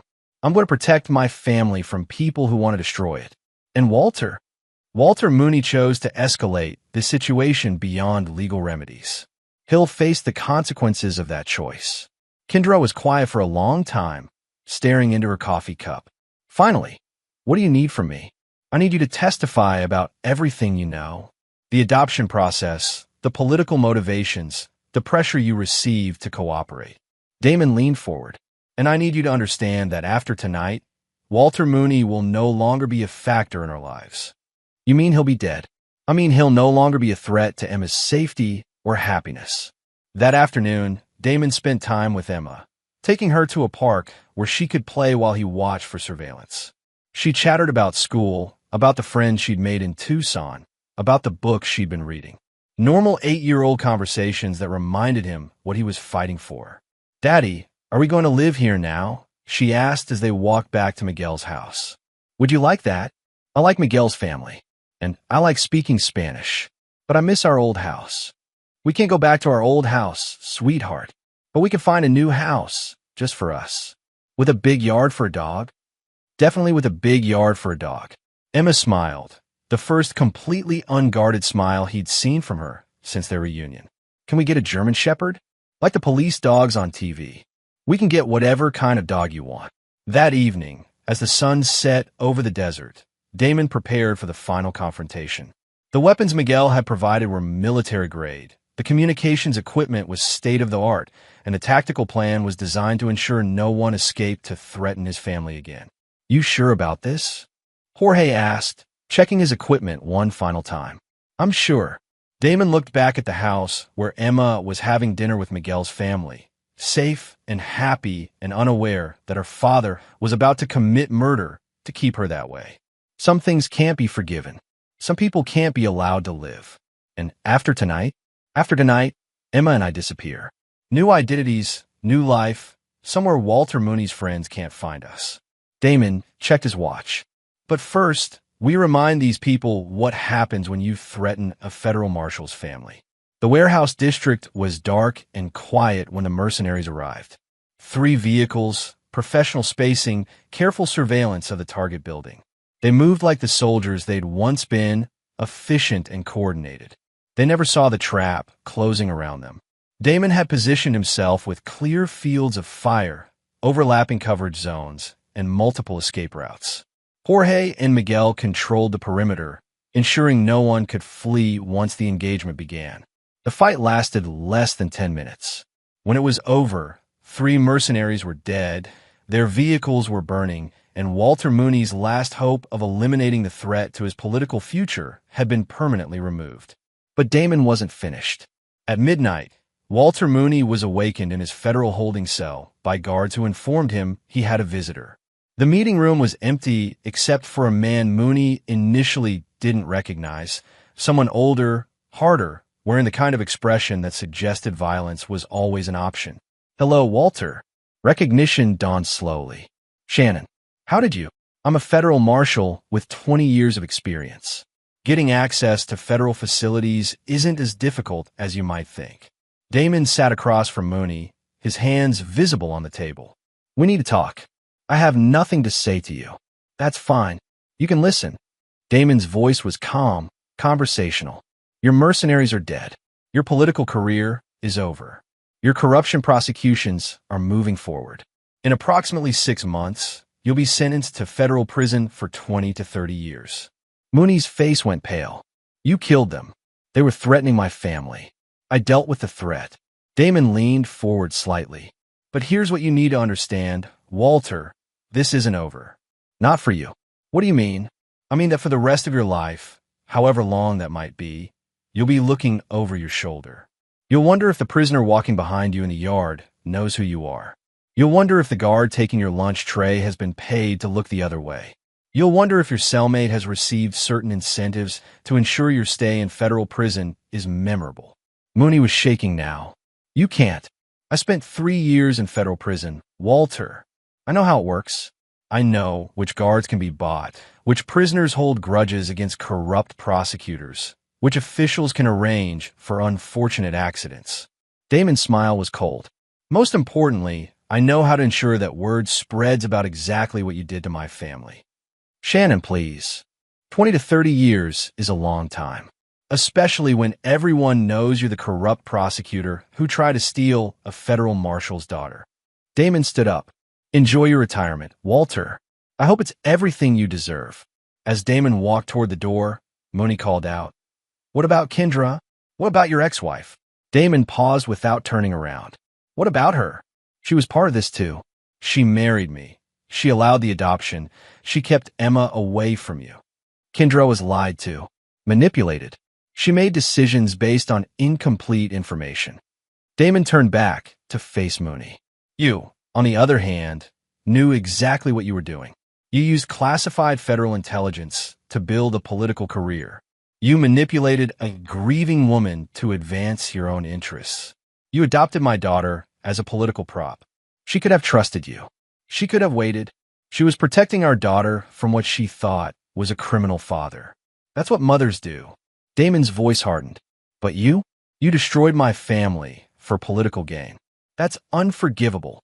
The last Walter Mooney saw of Deputy Marshal David Shannon was his back as he walked through the meeting room door, leaving behind a man who would spend the next 30 years wondering when retribution would finally arrive. Emma was asleep when Damon returned to the safe house, curled up in the bed Miguel's wife had prepared for her. She looked peaceful, safe, innocent of the violence that had secured her future. "Is it over?" Jorge asked quietly. "It's over." Damon sat in a chair beside Emma's bed, watching her sleep. "Tomorrow we start over. New names, new life, somewhere Emma can grow up without looking over her shoulder." "And Kendra?" Damon was quiet for a long time. "Kendra made her choices. She believed Walter Mooney instead of trusting her husband. She allowed Emma to be adopted by a man who saw her as political currency." He looked at Jorge. "Some mistakes can't be undone. Some betrayals can't be forgiven. Even by someone you love, especially by someone you loved." As dawn broke over the desert, David Shannon began planning a future where Emma would never again have to wonder why her father didn't come home, where she would never again be used as a political tool or threatened by men who saw children as acceptable casualties in their pursuit of power. He'd been a federal marshal for 20 years, dedicated to justice and the rule of law. But some things were more important than law. Some things required a father's justice rather than a system's justice. Walter Mooney would spend the rest of his life in federal prison, wondering when the other prisoners would learn about his crimes against a Marshal's family. Kendra would spend the rest of her life knowing that her lack of trust had cost her everything that mattered. And David Shannon would spend the rest of his life ensuring that his daughter never again had to pay the price for other people's ambitions. Some betrayals couldn't be forgiven. Some people didn't deserve redemption. But some fathers would burn down the world to protect their children. And that was enough. Chapter 9, New Beginnings. 6 months later, Emma Rodriguez was having the time of her life on the beach in Costa Rica, building sandcastles with her new dog, Rex, a German Shepherd puppy who'd been trained to be both companion and protector. She spoke fluent Spanish now, attended a small international school, and had no idea that her father remained one of the most wanted men in North America. David Rodriguez, as he was now known, worked as a security consultant for American companies operating in Central America. It was legitimate work that utilized his law enforcement background while keeping him far from the political machinations that had destroyed his previous life. "Poppy, look," Emma called out in Spanish, gesturing to an elaborate sand fortress. "It has a moat and everything." "Very impressive, Mija," David replied, setting down the newspaper he'd been reading. The headline announced that former District Attorney Walter Mooney had been found dead in his federal prison cell, apparently the victim of a dispute with other inmates over drug territory. Justice, David thought, came in many forms. The official investigation would conclude that Mooney's death was the result of his arrogance in trying to control prison drug operations, behavior that violated the unwritten codes that govern federal penitentiaries. No one would investigate too deeply. Corrupt prosecutors weren't sympathetic victims, and prison justice was often more efficient than legal appeals. David's phone buzzed with an encrypted message from Harrison Cole. "Package delivered. All debts paid. Stay safe." Harrison had kept his word, ensuring that evidence of Mooney's corruption reached the right people in federal prison. The rest had been inevitable. Criminals didn't tolerate prosecutors who'd built careers on their sacrifices, especially when those prosecutors had used classified intelligence for personal gain. "Poppy, are we going to stay here forever?" Emma asked, settling down beside him on the beach chair. "Would you like that? I like it here. I like Senora Martinez at school, and I like that we have our own house, and I like that you're always home for dinner." Emma was quiet for a moment. "But sometimes I wonder about Mama." David had been dreading this conversation for months. Emma was smart, observant, and old enough to understand that they'd left their previous life under unusual circumstances. "What do you wonder about her? Whether she misses me? Whether she's sorry about what happened?" David pulled Emma closer, choosing his words carefully. "Your mama loved you very much. But sometimes adults make mistakes that hurt the people they love. Sometimes those mistakes are so big that they can't be fixed. Is that why we can't go back? That's part of it." David looked out at the ocean, thinking about the choices that had led them to this beach. "Sometimes, when people hurt us badly enough, we have to start over somewhere new. Somewhere safe." Emma nodded, accepting this explanation with the resilience that had carried her through 3 years of confusion and upheaval. "I'm glad we're here together." "Me too, baby girl." That evening, after Emma had gone to bed, David received another encrypted communication, this one from Jorge, who was living in Mexico City with his daughter, Isabella. The message was brief. "Kendra visited the grave today. Still asking questions." David wasn't surprised. Kendra had been trying to locate them for months, working with private investigators and federal agencies that weren't aware of his true identity. She'd apparently convinced herself that if she could just explain, if she could just apologize, everything could be repaired. She was wrong. Some bridges, once burned, couldn't be rebuilt. Some trust, once shattered, couldn't be restored. David had loved Kendra deeply, completely, and she'd chosen to believe the worst about him rather than trust in their marriage. When she needed to choose between her husband and a prosecutor's political promises, she'd chosen politics. When she needed to choose between protecting Emma from uncertainty and protecting her from separation, she'd chosen separation. When she needed to choose between trusting her husband's character and trusting a system that saw children as bargaining chips, she'd chosen the system. Every choice had been understandable. Every choice had been defensible. And every choice had been unforgivable. David deleted Jorge's message and walked out to the beach, where waves were breaking under a star-filled sky. Somewhere in the United States, federal investigators were still looking for Deputy Marshal David Shannon, wanted for questioning in connection with the deaths of 3 mercenaries and the mysterious circumstances surrounding Walter Mooney's prison demise. Somewhere in the United States, Kendra Mooney was trying to rebuild a life shattered by the discovery that she'd married a corrupt prosecutor and divorced a federal hero. Somewhere in the United States, politicians and prosecutors were learning that classified intelligence came with responsibilities that extended beyond career advancement. But here, on this beach in Costa Rica, David Rodriguez was just a father watching the ocean while his daughter slept safely in their home. It was enough. The next morning brought news from another source. Patricia Hawkins had been sentenced to 15 years in federal prison for conspiracy, abuse of federal authority, and misuse of classified intelligence. 3 assistant prosecutors had received shorter sentences. The entire federal task force that had coordinated with Mooney's office had been disbanded and transferred. Operation Crossfire, the undercover investigation that had consumed 3 years of David's life, had officially been closed with commendations for the intelligence gathered and prosecution secured. Deputy Marshal David Shannon was listed as killed in the line of duty while maintaining cover during a criminal operation. His funeral had been closed casket, attended by federal officials who praised his sacrifice and dedication. Harrison Cole had given a eulogy that brought tears to hardened federal agents. Kendra had attended the funeral, David learned from news reports. She'd stood in the back, wearing black, accepting condolences from people who praised her dead husband's service to his country. The irony was perfect. Kendra was grieving for a husband she'd lost through her own choices, while the man she divorced was raising their daughter on a beach thousands of miles away. "Poppy, what are you reading?" Emma asked, climbing into his lap at the breakfast table. "Just news from home. Do you miss it?" David considered the question seriously. Did he miss the United States? The work of federal law enforcement? The satisfaction of putting criminals in prison through legal means rather than practical ones? "I miss some things," he said finally, "but I don't miss the politics. I don't miss the corruption. And I don't miss the people who think children are acceptable casualties in their pursuit of power." "Do you think Mama misses us?" "I think she misses what she thinks we were. But she never really understood who we actually are." Emma thought about this with the seriousness that children bring to complex adult emotions. "Will she ever find us?"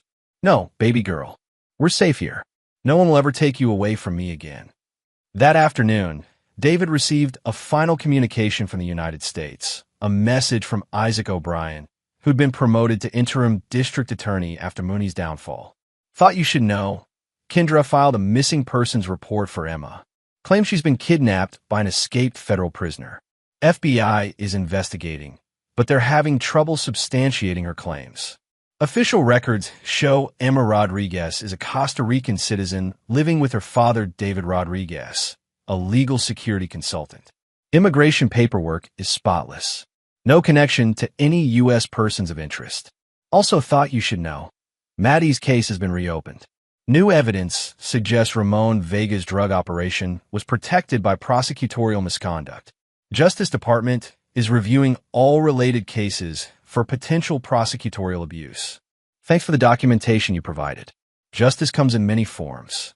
Stay safe. You've earned it." David deleted the message and walked down to the beach, where Emma was teaching Rex to fetch coconuts in the surf. She was laughing, completely present in the moment, untroubled by the political machinations that had once threatened to destroy her childhood. That evening, as they sat on their porch watching the sunset, Emma asked the question David had been expecting for months. "Poppy, what happened to Walter?" David had prepared for this conversation, knowing that Emma's intelligence and curiosity would eventually lead to these difficult topics. Walter was a bad man who hurt a lot of people. Eventually, the other bad people he'd hurt decided they didn't want him around anymore. Did he go to jail? He went to jail, and then he went away permanently. Emma nodded, accepting this explanation without requiring details about the specific mechanism of Mooney's departure from the world. Good, she said simply. He was mean to you, and he was mean to me. How was he mean to you? He never talked to me like I was real, only when there were cameras or other people watching. And he got angry when I asked about you. Emma threw a stick for Rex, who bounded after it enthusiastically. He told me my real daddy was never coming home. But I did come home. You always come home, Poppy. That's what real daddies do. That night, after Emma had gone to bed, David sat on his porch with a beer and thought about the path that had led them to this place. 3 years of undercover work, a marriage destroyed by necessary secrets, a daughter stolen by political ambition, a war fought with federal resources and criminal methods, all of it leading to this: a beach house in Costa Rica, a little girl who felt safe, and a father who'd learned that sometimes justice required operating outside the law. His phone buzzed one final time. Another encrypted message, this one from an unexpected source. This is Kendra. I don't know if this number still works, but I needed to try. I know you're out there somewhere with Emma. I know you're keeping her safe. I know I don't deserve forgiveness, but I needed you to know that I understand now what I lost. I understand what my choices cost all of us. I hope someday you can forgive me. I hope someday Emma can forgive me. I hope you're both happy, wherever you are. I love you both. I'm sorry. David read the message twice, then deleted it without responding.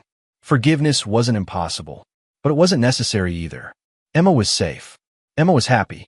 Emma was growing up with a father who would never let politics or ambition threaten her again. That was enough. Some mistakes were too fundamental to repair. Some betrayals cut too deep to heal. Some people didn't deserve second chances, not because they were evil, but because the cost of trusting them again was too high. David Rodriguez finished his beer, checked the locks on his doors, and went to bed knowing that his daughter would wake up safe, loved, and free from the corruption that had once threatened to consume their lives. In the morning, they would build more sandcastles. Emma would practice her Spanish with Senora Martinez. Rex would chase seabirds along the surf. And somewhere in the United States, the people who tried to use an 8-year-old girl as a political token would continue facing the consequences of their choices. Some fathers forgave. Some fathers forgot. Some fathers believed in redemption and second chances. And some fathers burned down anyone who threatened their children, then disappeared to build new lives where their children could grow up safe. David Rodriguez was the latter kind of father. And Emma Rodriguez was the luckiest little girl in Costa Rica. Epilogue. 2 years later, Emma Rodriguez celebrated her 10th birthday on the beach behind their house, surrounded by friends from her international school and adults who knew David only as a successful security consultant who'd moved to Costa Rica for a quieter life. The party was everything a little girl's birthday should be: laughter, games, too much cake, and a father who was present for every moment.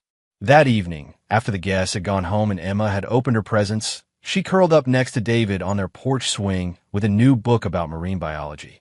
Poppy, do you think we'll always live here? Do you want to always live here? I think so. I like our life. Emma was quiet for a moment. Do you ever wish things had been different? With Mama and Walter and all that? David considered the question carefully. Did he wish Kendra had trusted him? Did he wish she'd been patient enough to let him complete his mission before judging his character? Did he wish she'd protected Emma without destroying their family? I wish your mama had made different choices, he said finally. But if she had, we might not be here. We might not have Rex, or this house, or your friends at school. We might not have learned that we're strong enough to build a good life anywhere. So even bad things can lead to good things? Sometimes. But that doesn't make the bad things okay. It just means that strong people can build good lives even after bad things happen. Emma nodded, accepting this wisdom with a grace that had carried her through more upheaval than most children ever experience. I'm glad we're strong, Poppy. Me too, baby girl. Me too. As the stars came out over the Pacific Ocean, David Rodriguez held his daughter and thought about the choices that had brought them to this moment. Some people might call his methods extreme. Some people might argue that everyone deserved forgiveness, that healing required reconciliation, that families should find ways to repair what was broken. Those people had never had their children stolen by corrupt politicians. Those people had never faced the choice between legal justice and practical protection. Those people had never learned that sometimes love requires brutality, that sometimes protection requires destruction, that sometimes being a good father means being a very dangerous man. David Rodriguez had learned all of those things, and he'd chosen his daughter's safety over everyone else's comfort, her happiness over everyone else's redemption, her future over everyone else's politics. It was a choice he'd make again, without hesitation, as many times as necessary. Because some things were more important than forgiveness. Some things were more important than law. Some things were more important than everyone else's opinion about what constituted appropriate behavior for a federal marshal who'd been betrayed by everyone he trusted. Emma Rodriguez fell asleep in her father's arms as the waves whispered against the shore, safe in a world where her father's love was backed by skills that ensured no one would ever use her as a political tool again. And in the morning, they would build new sandcastles. Because that's what survivors do. They build new lives, stronger than the ones that were destroyed. And they never, ever forget the people who try to take away what mattered most. And there you have it. Another story comes to an end. What did you think? I'd love to hear your thoughts in the comments below. If you enjoy this story, consider joining our community by subscribing. It means the world to us. For more stories like this one, check out the recommended videos on screen. And I'll see you there. Hello, and welcome back to Infidelity Tales Lab. We're grateful for each view and comment. Tell us, from which country or city are you watching today? We enjoy connecting with our global audience. Now, let's dive into today's story. Chapter 1. The Birthday Party. My ex-wife Diane's birthday party was upstairs in her apartment. As we walked into the lobby of the luxury high-rise on Park Avenue, my son Tommy froze in front of the elevator. "Dad, don't get in," he whispered. "We have to take the stairs." I stared at my 14-year-old. His face had gone pale, hands trembling. We hadn't lived together since Diane and I divorced 3 years ago, but I knew when something was wrong. "Why?" I asked, my voice low. "Please, Dad. Trust me." His eyes darted to the elevator doors, then back to me. I nodded. We turned away from the elevator, heading for the stairwell. That's when it started, a deep rumble from above, followed by a metallic screech that made the entire building shudder. The elevator cable must have snapped. Through the glass doors of the lobby, I could see panicked faces streaming out of the building. But Tommy had known. Somehow he'd known. "How did you know?" I grabbed his arm. "Weren't you telling me?" He wouldn't meet my eyes. Mom's been planning something with Mr. Caldwell. Greg Caldwell. Her new boyfriend. The man she'd left me for. The man who'd been quietly buying up properties in my neighborhood, trying to force me out of business. Everything clicked into place. The invitation to this party had come last minute. Diane never wanted me around anymore. Not since the divorce. Not since she'd taken half my construction company in the settlement. But suddenly she'd insisted I come, bringing Tommy. She wanted us in that elevator, I said, more to myself than to Tommy. My son nodded, tears forming in his eyes. I heard them talking. Something about an accident that would solve all their problems. The screams from upstairs grew louder. The building's fire alarm began to blare. But I wasn't running. I was thinking. For 3 years, I played by the rules. I let her take everything, the house, the money, half my business. I'd been the good guy, the understanding ex-husband, because that's what society expected.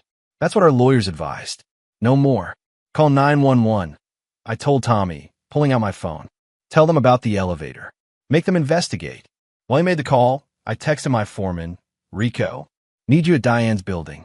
Bring the crew. Something big is happening. The elevator doors opened on the ground floor, and Diane stumbled out with Greg Caldwell, both covered in dust, but very much alive.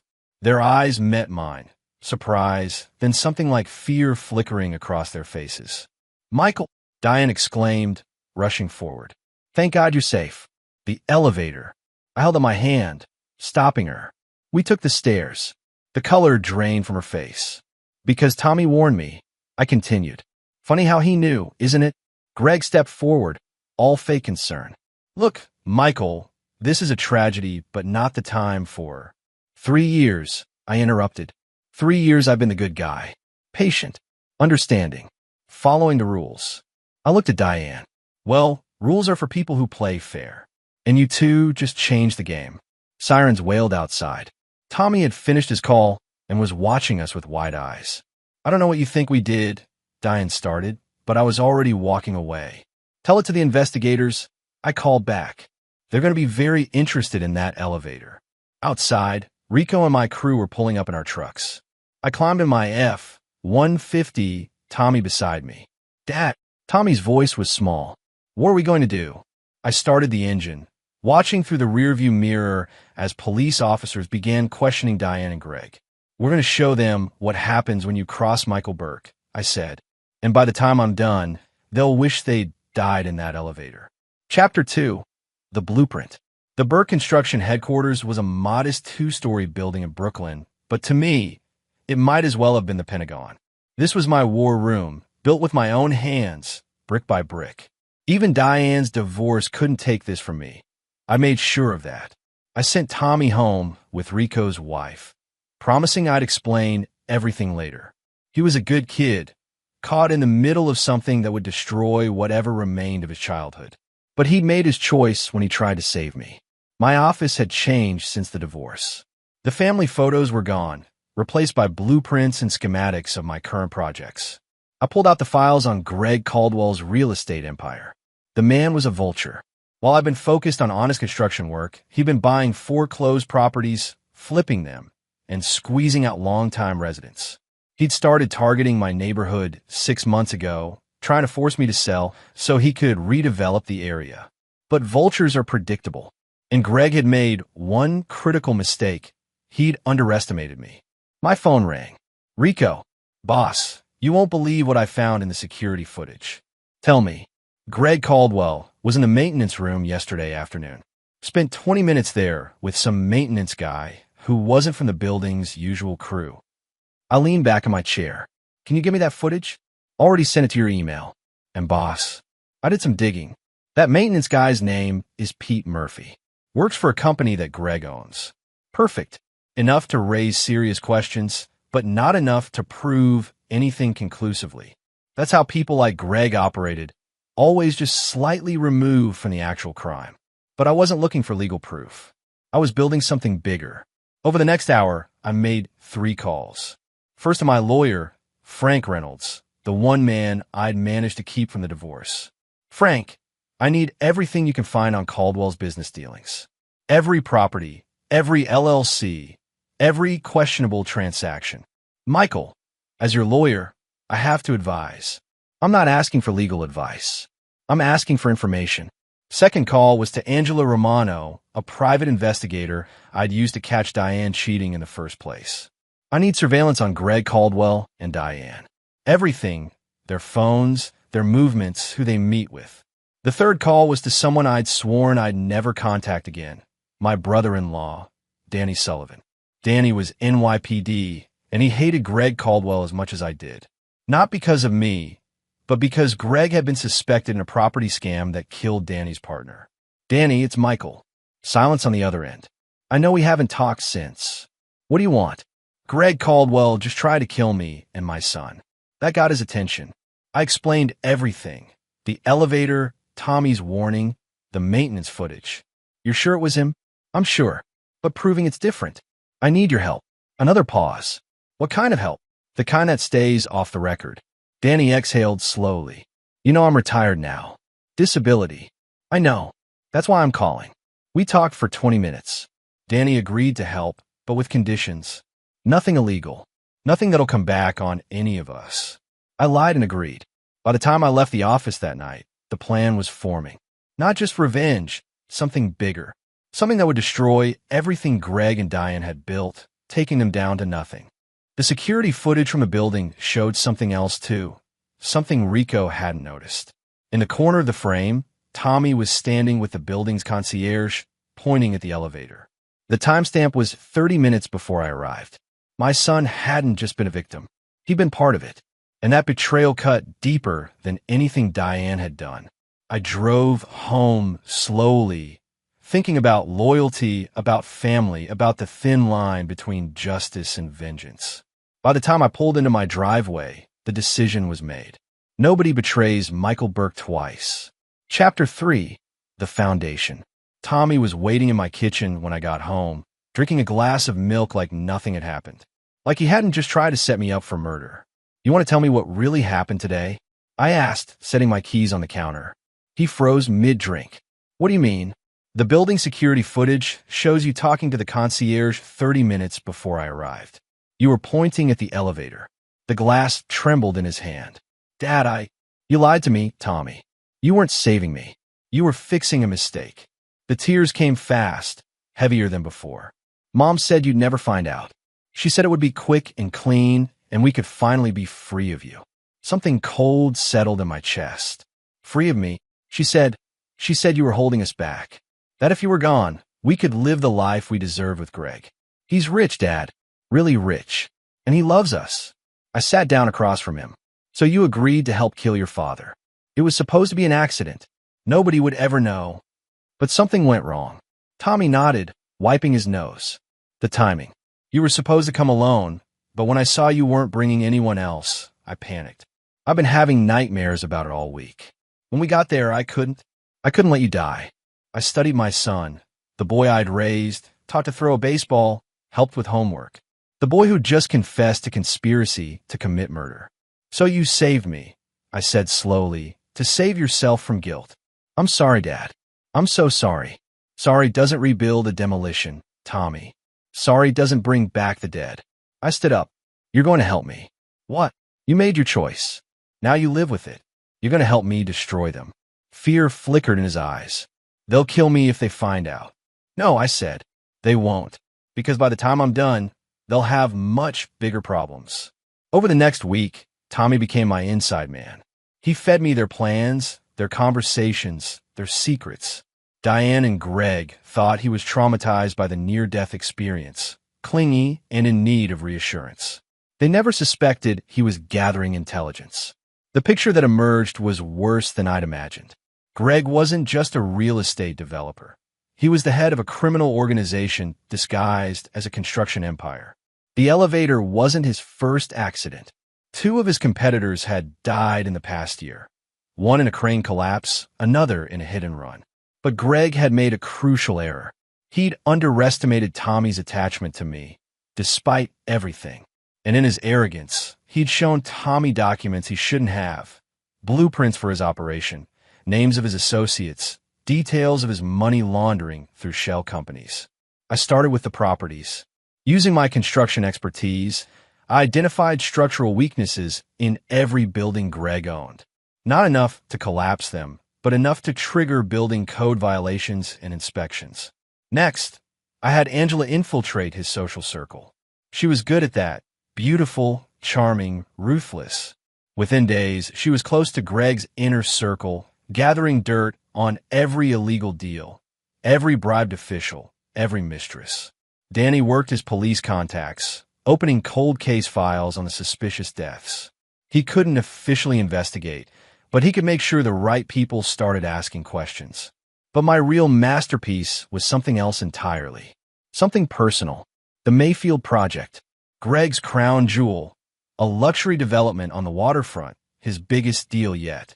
He'd spent 2 years and millions getting the permits, clearing the land, securing investors. The project was supposed to make him legitimate, transform him from criminal to respected businessman. I've been studying the blueprints Tommy stole. The foundation was brilliant, a complex system of pilings and supports that would make the buildings earthquake-proof, hurricane-proof. But there was one flaw, one tiny weakness that only an expert would notice. The main support beam's angle was off by exactly 3 degrees. Not enough to fail inspection, but enough that under the right stress. I call my oldest enemy in the construction business, Vincent Moretti, the man who tried to destroy Burke Construction in the early days. We'd fought so bitterly that we'd ended up respecting each other. "Vinny, you still hate Greg Caldwell." "With every fiber of my being. How would you like to ruin him?" 2 days later, Moretti's company accidentally hit a water main 2 blocks from the Mayfield site. The street flooded, seeping toward the construction site. Nothing unusual, these things happen. But when the water hit Greg's foundation, with its 3-degree flaw, everything changed. The piling shifted, just slightly, just enough to require a full inspection and recalculation of the entire support structure. While inspectors swarmed the site, I sent Tommy to plant evidence. Documents showing Greg had bribed the original inspector to approve the faulty design. Documents with Diane's signature on them. By the third week, their world was unraveling. Building code violations shut down 3 of Greg's properties. The police reopened investigations into his competitors' deaths. His investors were demanding answers. But I still wasn't done. Because the real target wasn't Greg's money or his buildings or even his freedom. It was his relationship with Diane. And for that, I needed to go deeper. To find the one secret that would destroy everything they had. Chapter 4. The Excavation. The Parkview Diner at 3 a.m. was the kind of place where secrets went to die. I sat in a corner booth with Angela, watching her spread photographs across the sticky table. "You were right," she said, sliding a photo toward me. The affair started before the divorce. For years, not 2. I picked up the picture, Greg and Diane kissing outside what looked like a hotel room. Where? The Windsor, their usual spot. I bribed the hotel staff. They've been regulars for years. Angela pulled out another stack of photos. But that's not the interesting part. The next photo showed Greg with a woman who wasn't Diane. Blonde, younger, unfamiliar. "Meet Rebecca Connors," Angela continued. "Greg's been seeing her for 6 months. She works at his office, accounts department." I studied the image. Does Diane know? No. But Rebecca knows about Diane. She's been collecting evidence. Evidence of what? Angela smiled. It wasn't pleasant. Embezzlement. Rebecca thinks Diane's been skimming from Greg's accounts. Small amounts, regular transfers, but over 4 years it adds up to about $2 million. The irony hit me. Diane had left me for a richer man, claiming I'd never amount to anything. Now she was stealing from him. "Give me Rebecca's address," I said. 20 minutes later, I was standing outside Rebecca Connor's apartment. She answered on the first knock, dressed in yoga pants and a tank top, holding a glass of wine. "Are you Michael Burke?" she asked. I nodded. "I've been expecting you." She stepped aside to let me in. Her apartment was neat, organized, like her accounting work, I suspected. She gestured to the couch, poured me a glass of wine without asking. "How much do you know?" I asked. "About the elevator? About your ex-wife? About Greg's real business?" She sat across from me. "Everything, and yet you're still with him." She laughed. "I'm not with him. I'm documenting him. For the past year, I've been building a case. A real case." "For who?" "The FBI. That changed things." "You're an agent?" "Financial Crimes Unit. We've been investigating Greg's operation for 2 years. The murders, the bribes, the money laundering. We know about all of it. But evidence that'll stick in court? That's harder. Why are you telling me this?" "Because you're planning something. Something that could either help or destroy our case." She leaned forward. "And because I know what they try to do to you." We talked for 2 hours. Rebecca outlined their entire case. Close, but not quite there. They had suspicions, patterns, but no smoking gun. "Diane's skimming could be it," she said. "If I can prove Greg knew and use it to control her, it opens up everything." "How can I help?" "Get me inside Tommy's head. He knows things he probably doesn't even realize he knows." I thought about my son, already a double agent, already carrying too many secrets. "No, Tommy's out of this." "Michael." "No." I stood. "But I have something better. A complete set of Greg's documents. Building plans, financial records, everything Tommy could get his hands on." "When can you get them to me?" "Tomorrow. But I want something in return." "What?" "When you take him down, I won't be the one who tells Diane." Rebecca studied me. "You've gone past revenge, haven't you? This is personal." It was always personal. The next morning, I met Tommy at a coffee shop near his school. He looked thinner, older than 14. "Being a spy aged you. I need you to do something," I told him. "Tonight, I need you to copy every file on Greg's computer. Everything." "Dad, that's..." "One last job, Tommy. Then you're done. You can go back to being a kid." He nodded, but we both knew that wasn't true. Whatever we'd been before, father and son, family was gone. That afternoon, Danny called with bad news. The building where Greg had sabotaged the elevator was settling the lawsuit quietly. Confidential agreement, no admission of guilt. They're covering it up, Danny said. The maintenance guy disappeared. Probably paid off. It doesn't matter, I told him. We're done with the legal approach. Michael, don't. I hung up. By evening, I had everything in place. The documents from Tommy would go to Rebecca tomorrow. Angela had scheduled a meeting with Greg's investors for next week, armed with evidence of his infidelity and Diane's theft. The Mayfield project was still shut down, hemorrhaging money daily. But the real blow was coming. At midnight, I was with my crew at an abandoned warehouse Greg owned. The place where, according to Rebecca's intel, he stored his most sensitive documents, the ones that could send him to prison. Boss, you sure about this? Rico asked as we approached with our equipment. I'm sure. We didn't need a break-in. Greg's security was good, but not good enough for someone who'd built half the buildings in the city. We entered through an old maintenance shaft, bypassing the cameras and alarms. The documents were exactly where Rebecca said they'd be. But as I loaded them into boxes, I found something else, something that changed everything. A file labeled Burke Residential. My old housing development, the one I'd lost in the divorce. Inside were contracts, emails, surveillance photos. Greg had been planning this for years. The affair with Diane wasn't passion, it was strategy. He'd seduced her away from me, used the divorce to weaken my business, then systematically destroyed my reputation with contractors and suppliers. The elevator wasn't his first attempt on my life. It was his third, and all of it, every penny, every scheme, every murder, was designed for one purpose: to take over my business empire and destroy the man who'd once humiliated him in a bid for a city contract 20 years ago. I'd forgotten about that contract. He hadn't. As I loaded the last box into our truck, I heard footsteps. Greg emerged from the shadows, gun in hand, Diane beside him. You should have died in that elevator, he said. I smiled. Funny. I was just thinking the same thing about you. The police swarmed in from every entrance, Rebecca at their head with her FBI badge.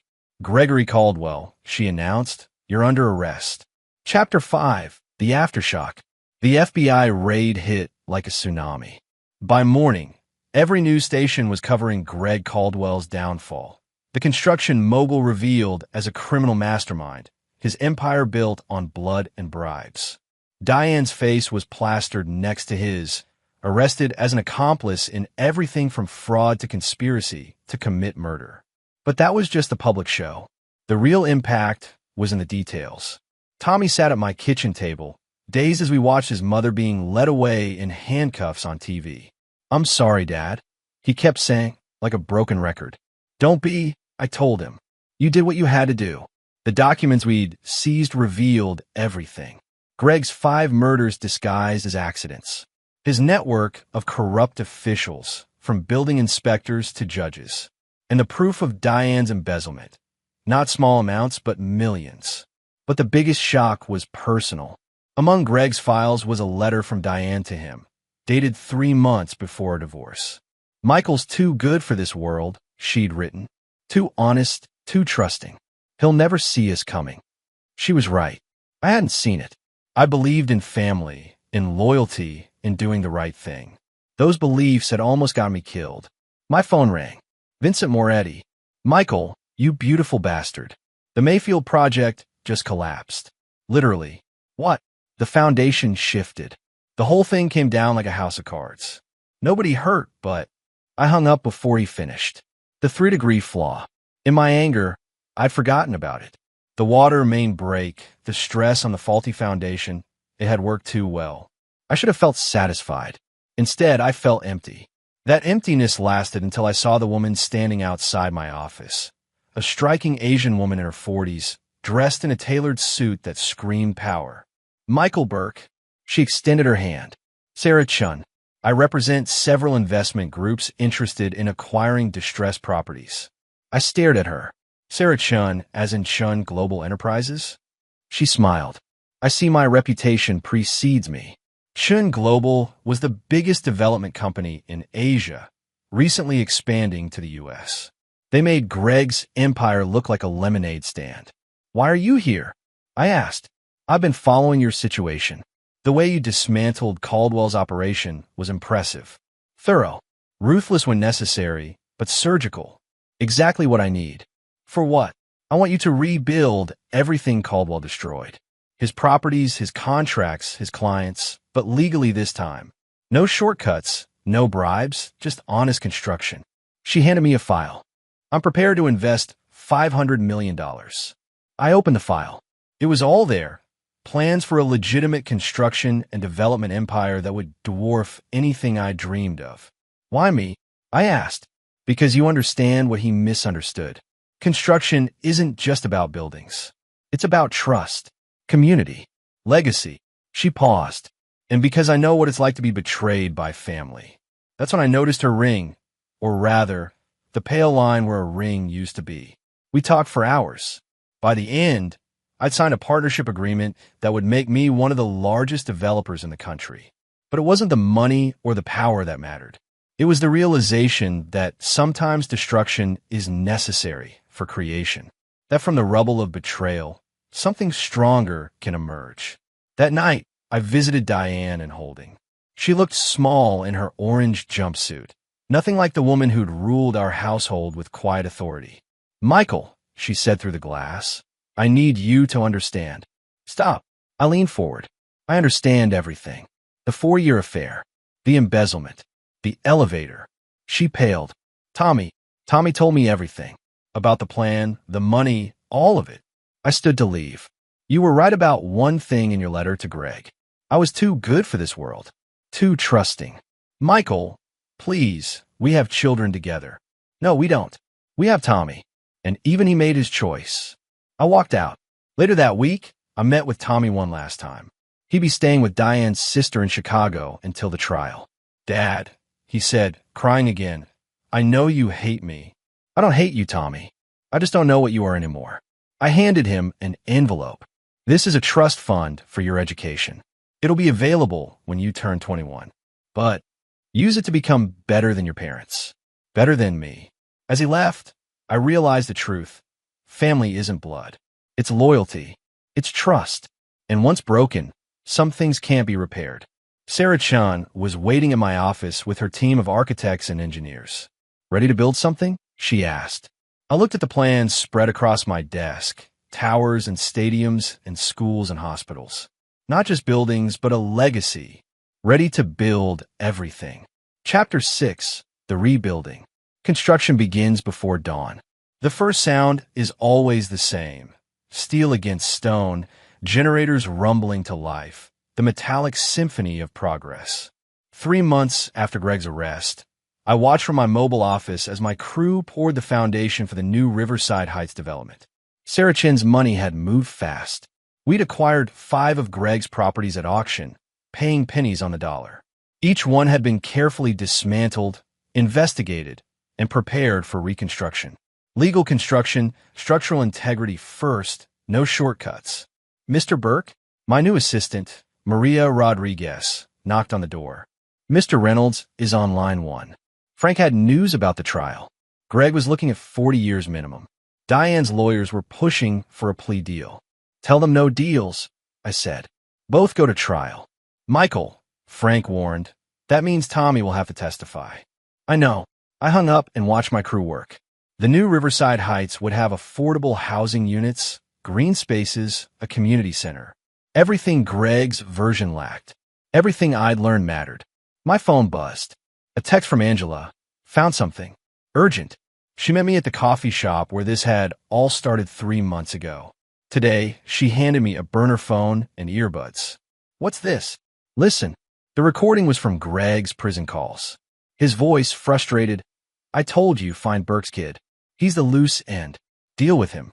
"Michael," Angela said quietly, "someone's trying to kill Tommy."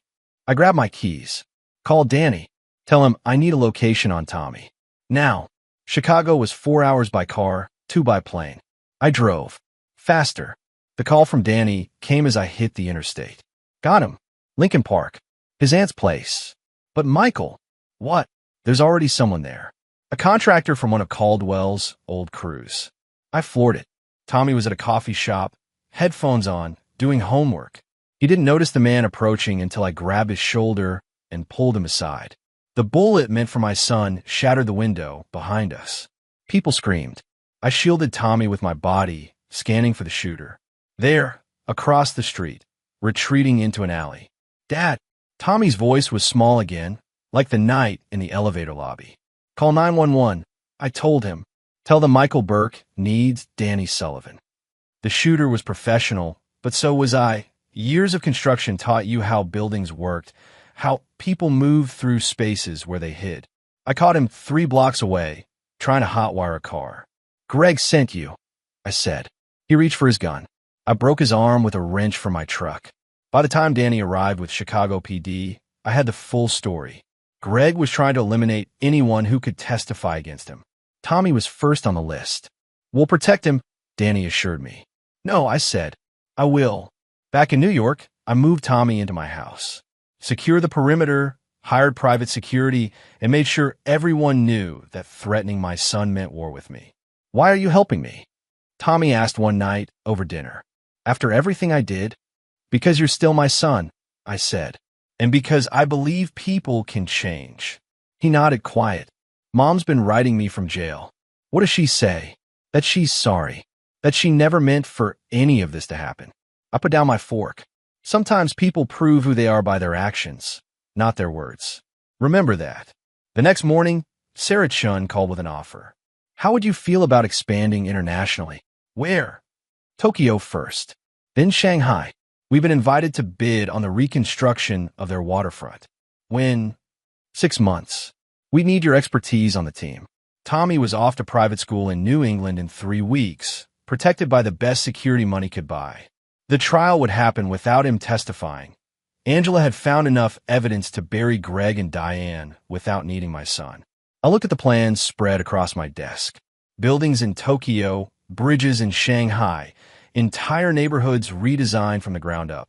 I'll do it, I told Sarah. Good. There's one more thing. She paused. The investors want to know if you'd consider taking the company public. Burke Global Construction. Burke Global. Not Chun, not Burke Shin, but Burke. Let me think about it.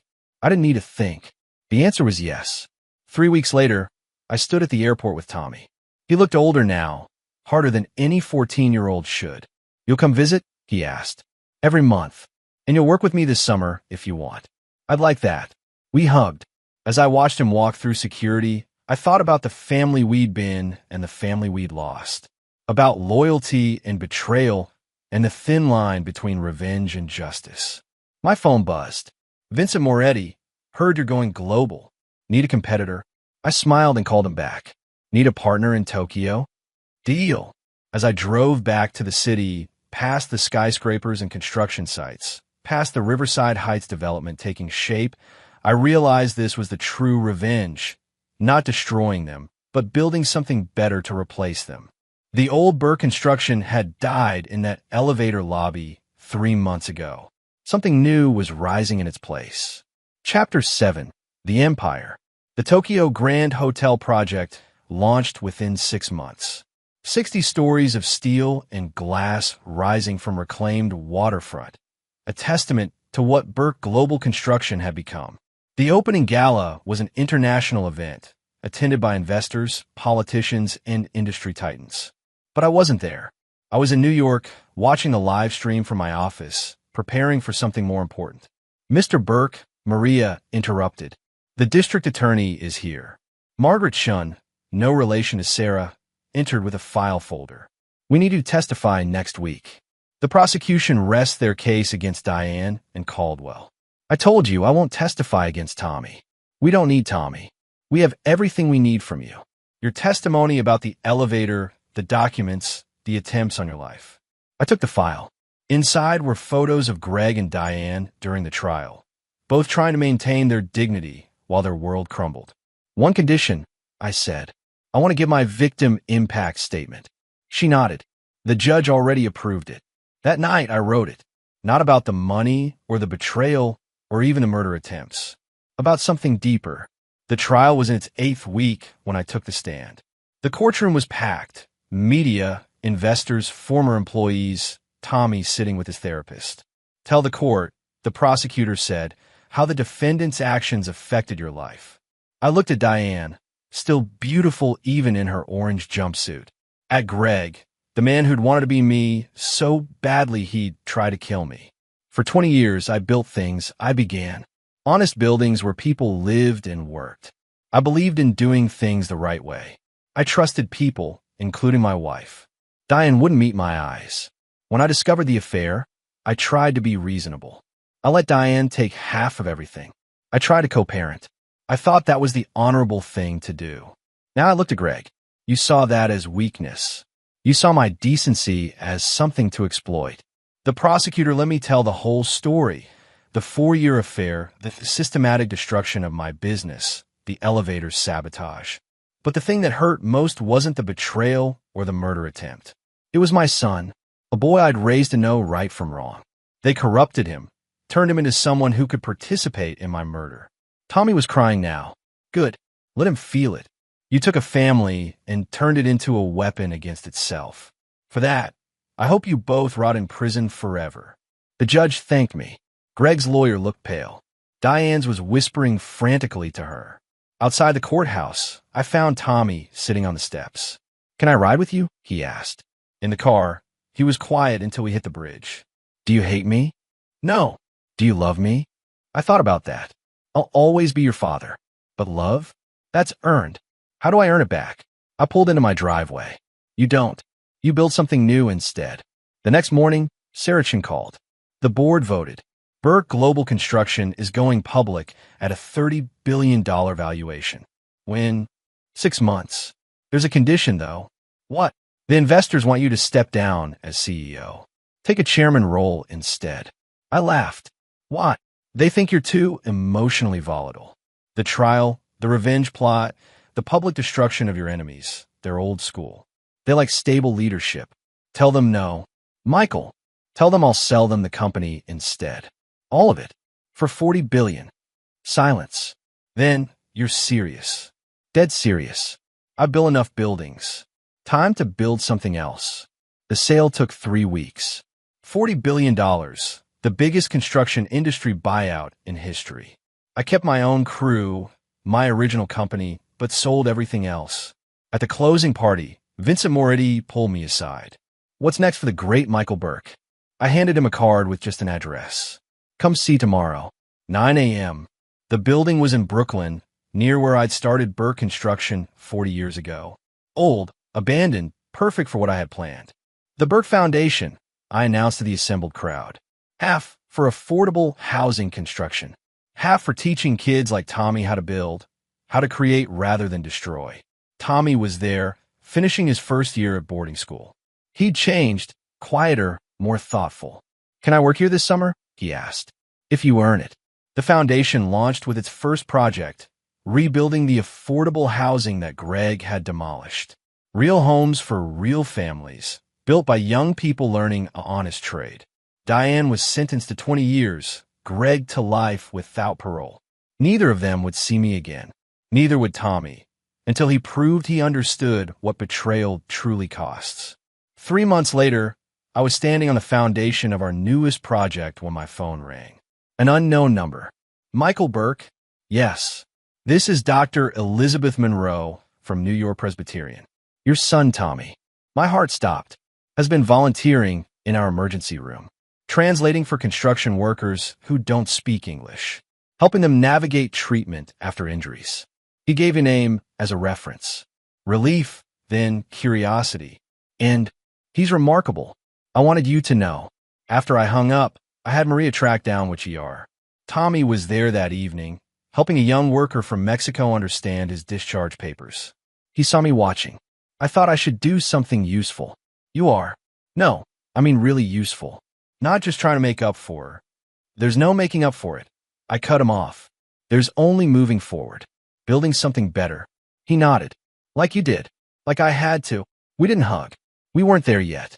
But for the first time since the elevator lobby, I saw who my son could become. Later, walking through the construction site of our latest affordable housing project, I thought about endings and beginnings. About what gets destroyed And what gets built? My phone buzzed. A text from Tommy. Can we get dinner sometime? Want to show you something I'm building. I looked at the text for a long moment, then replied, Saturday. Sometimes the foundation isn't where we think it is. Sometimes the real construction begins only after everything else falls apart. I'd built an empire of steel and concrete. Now I was building something harder, more delicate, more important. Not revenge, not justice, but maybe, in time, redemption. The sun was setting over the city, casting long shadows from the half-built structures. Tomorrow the work would continue. Tomorrow we'd build again. It's what I do. It's what we do. One brick at a time. Chapter 8. The Legacy. The Burke Foundation's headquarters stood where my greatest defeat should have been my grave. 2 blocks from Greg's former office, I'd purchased the empty lot and built a center for disadvantaged youth to learn construction trades. Every student who passed through these doors would know the story, how one man's greed had tried to destroy not just a family, but a community. Mr. Burke? The voice belonged to Maria. 5 years since the trial, she was now executive director of the foundation. Tommy's here. I watched from my office window as my son, 33 now, an architect with his own firm, walked the construction students through basic blueprint reading. He turned out all right, considering everything. The shame of what he'd done still showed in his shoulders sometimes, but he carried it like a man, not a runaway kid. We didn't speak every day, sometimes not every month, but we built. That was our language now. Michael. Sarah Chun entered without knocking. She did that now, part of the privilege of turning my company into a global empire. We have a situation. The file she handed me contained photos of Greg Caldwell. Prison had aged him 3 decades. Cancer, apparently. The warden thought he had months. He wants to see you, Sarah said. No. He says he has something for Tommy. Something that needs to be said. I set the file down harder than necessary. Tommy doesn't need his deathbed regrets. I told him you'd say that. Sarah sat. He said to give you this.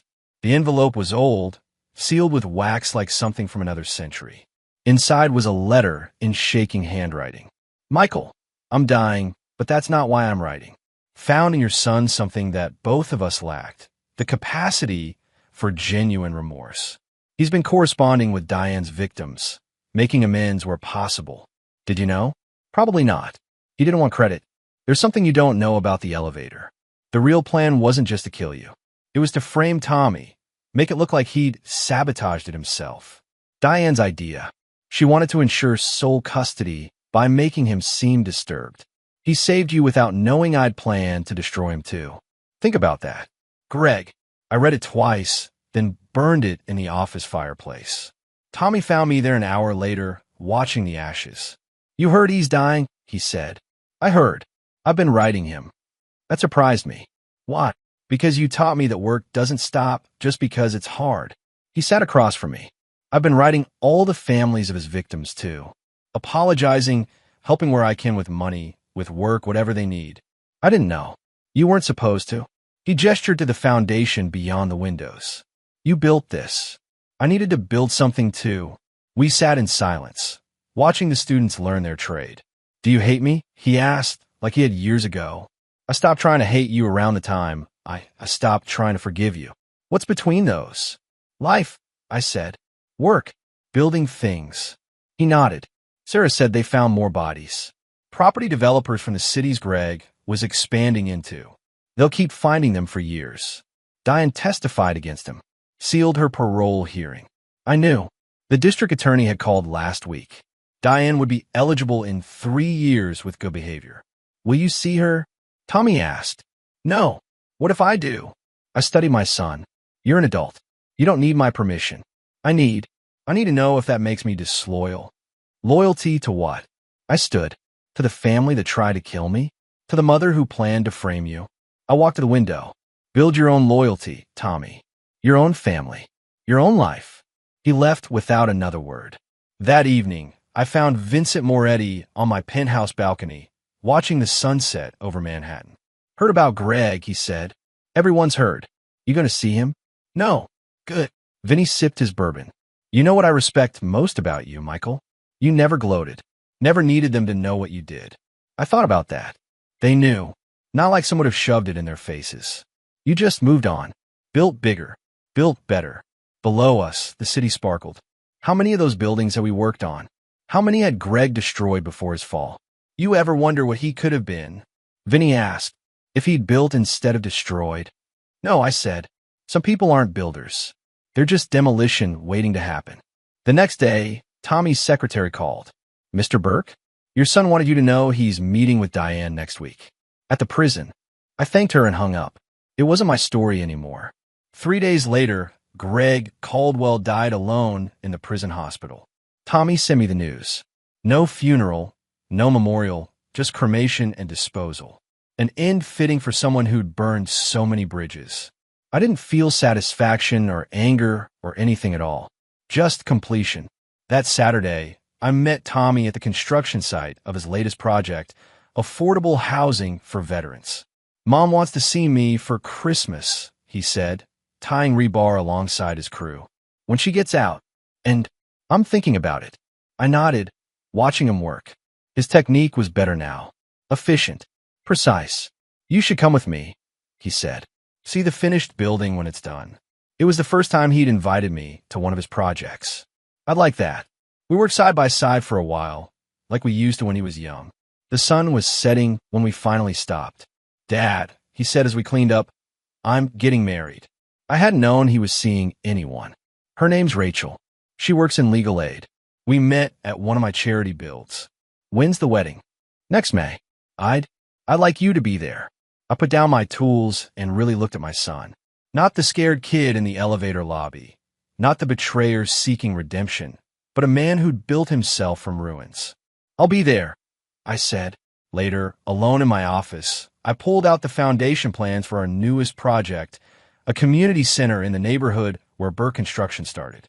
Tommy would design it pro bono, his first major commercial project. The circle closes. The work continues. The building never stops. I looked out of Manhattan at the empire I'd built twice now and thought about legacy. Not the buildings or the money or even the revenge, but this, my son learning to build from rubble. Learning that sometimes you have to destroy everything to create something true. I picked up the phone and called the Burke Foundation's admissions office. Next semester, I said, I want to teach a class. For the new students. What about building? Not just with bricks and mortar. With people too. Because in the end, that's the only construction that matters. The only foundation that lasts. The only revenge worth taking is to build something better where they tried to destroy you. And that's exactly what I did. Chapter 9, The Cornerstone. Tommy's wedding was held at sunset in the sculpture garden of his latest project, a mixed-income housing development that would become a model for the entire country. As I walked my son down the aisle, no mother to give him away, I thought about all the buildings we'd constructed and destroyed and how this moment felt like finally putting down the last foundation stone. Rachel was exactly right for him. A legal aid attorney who'd grown up in the projects Tommy was now rebuilding. Her eyes had the same careful intelligence as Sarah Chen's, the same understanding that real power comes from knowing when to build and when to walk away.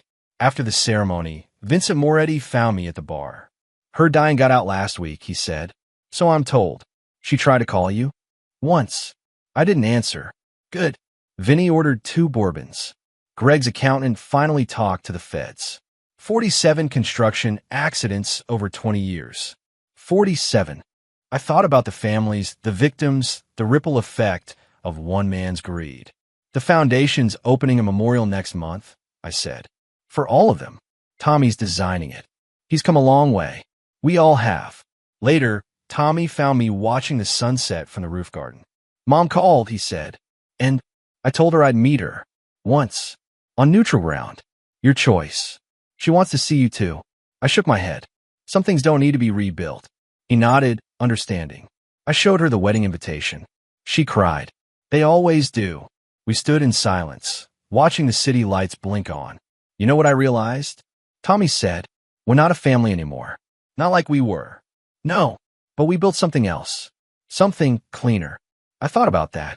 About Sarah Chen's empire, about the foundation, about students learning honest trades, about buildings rising where Greg's had fallen.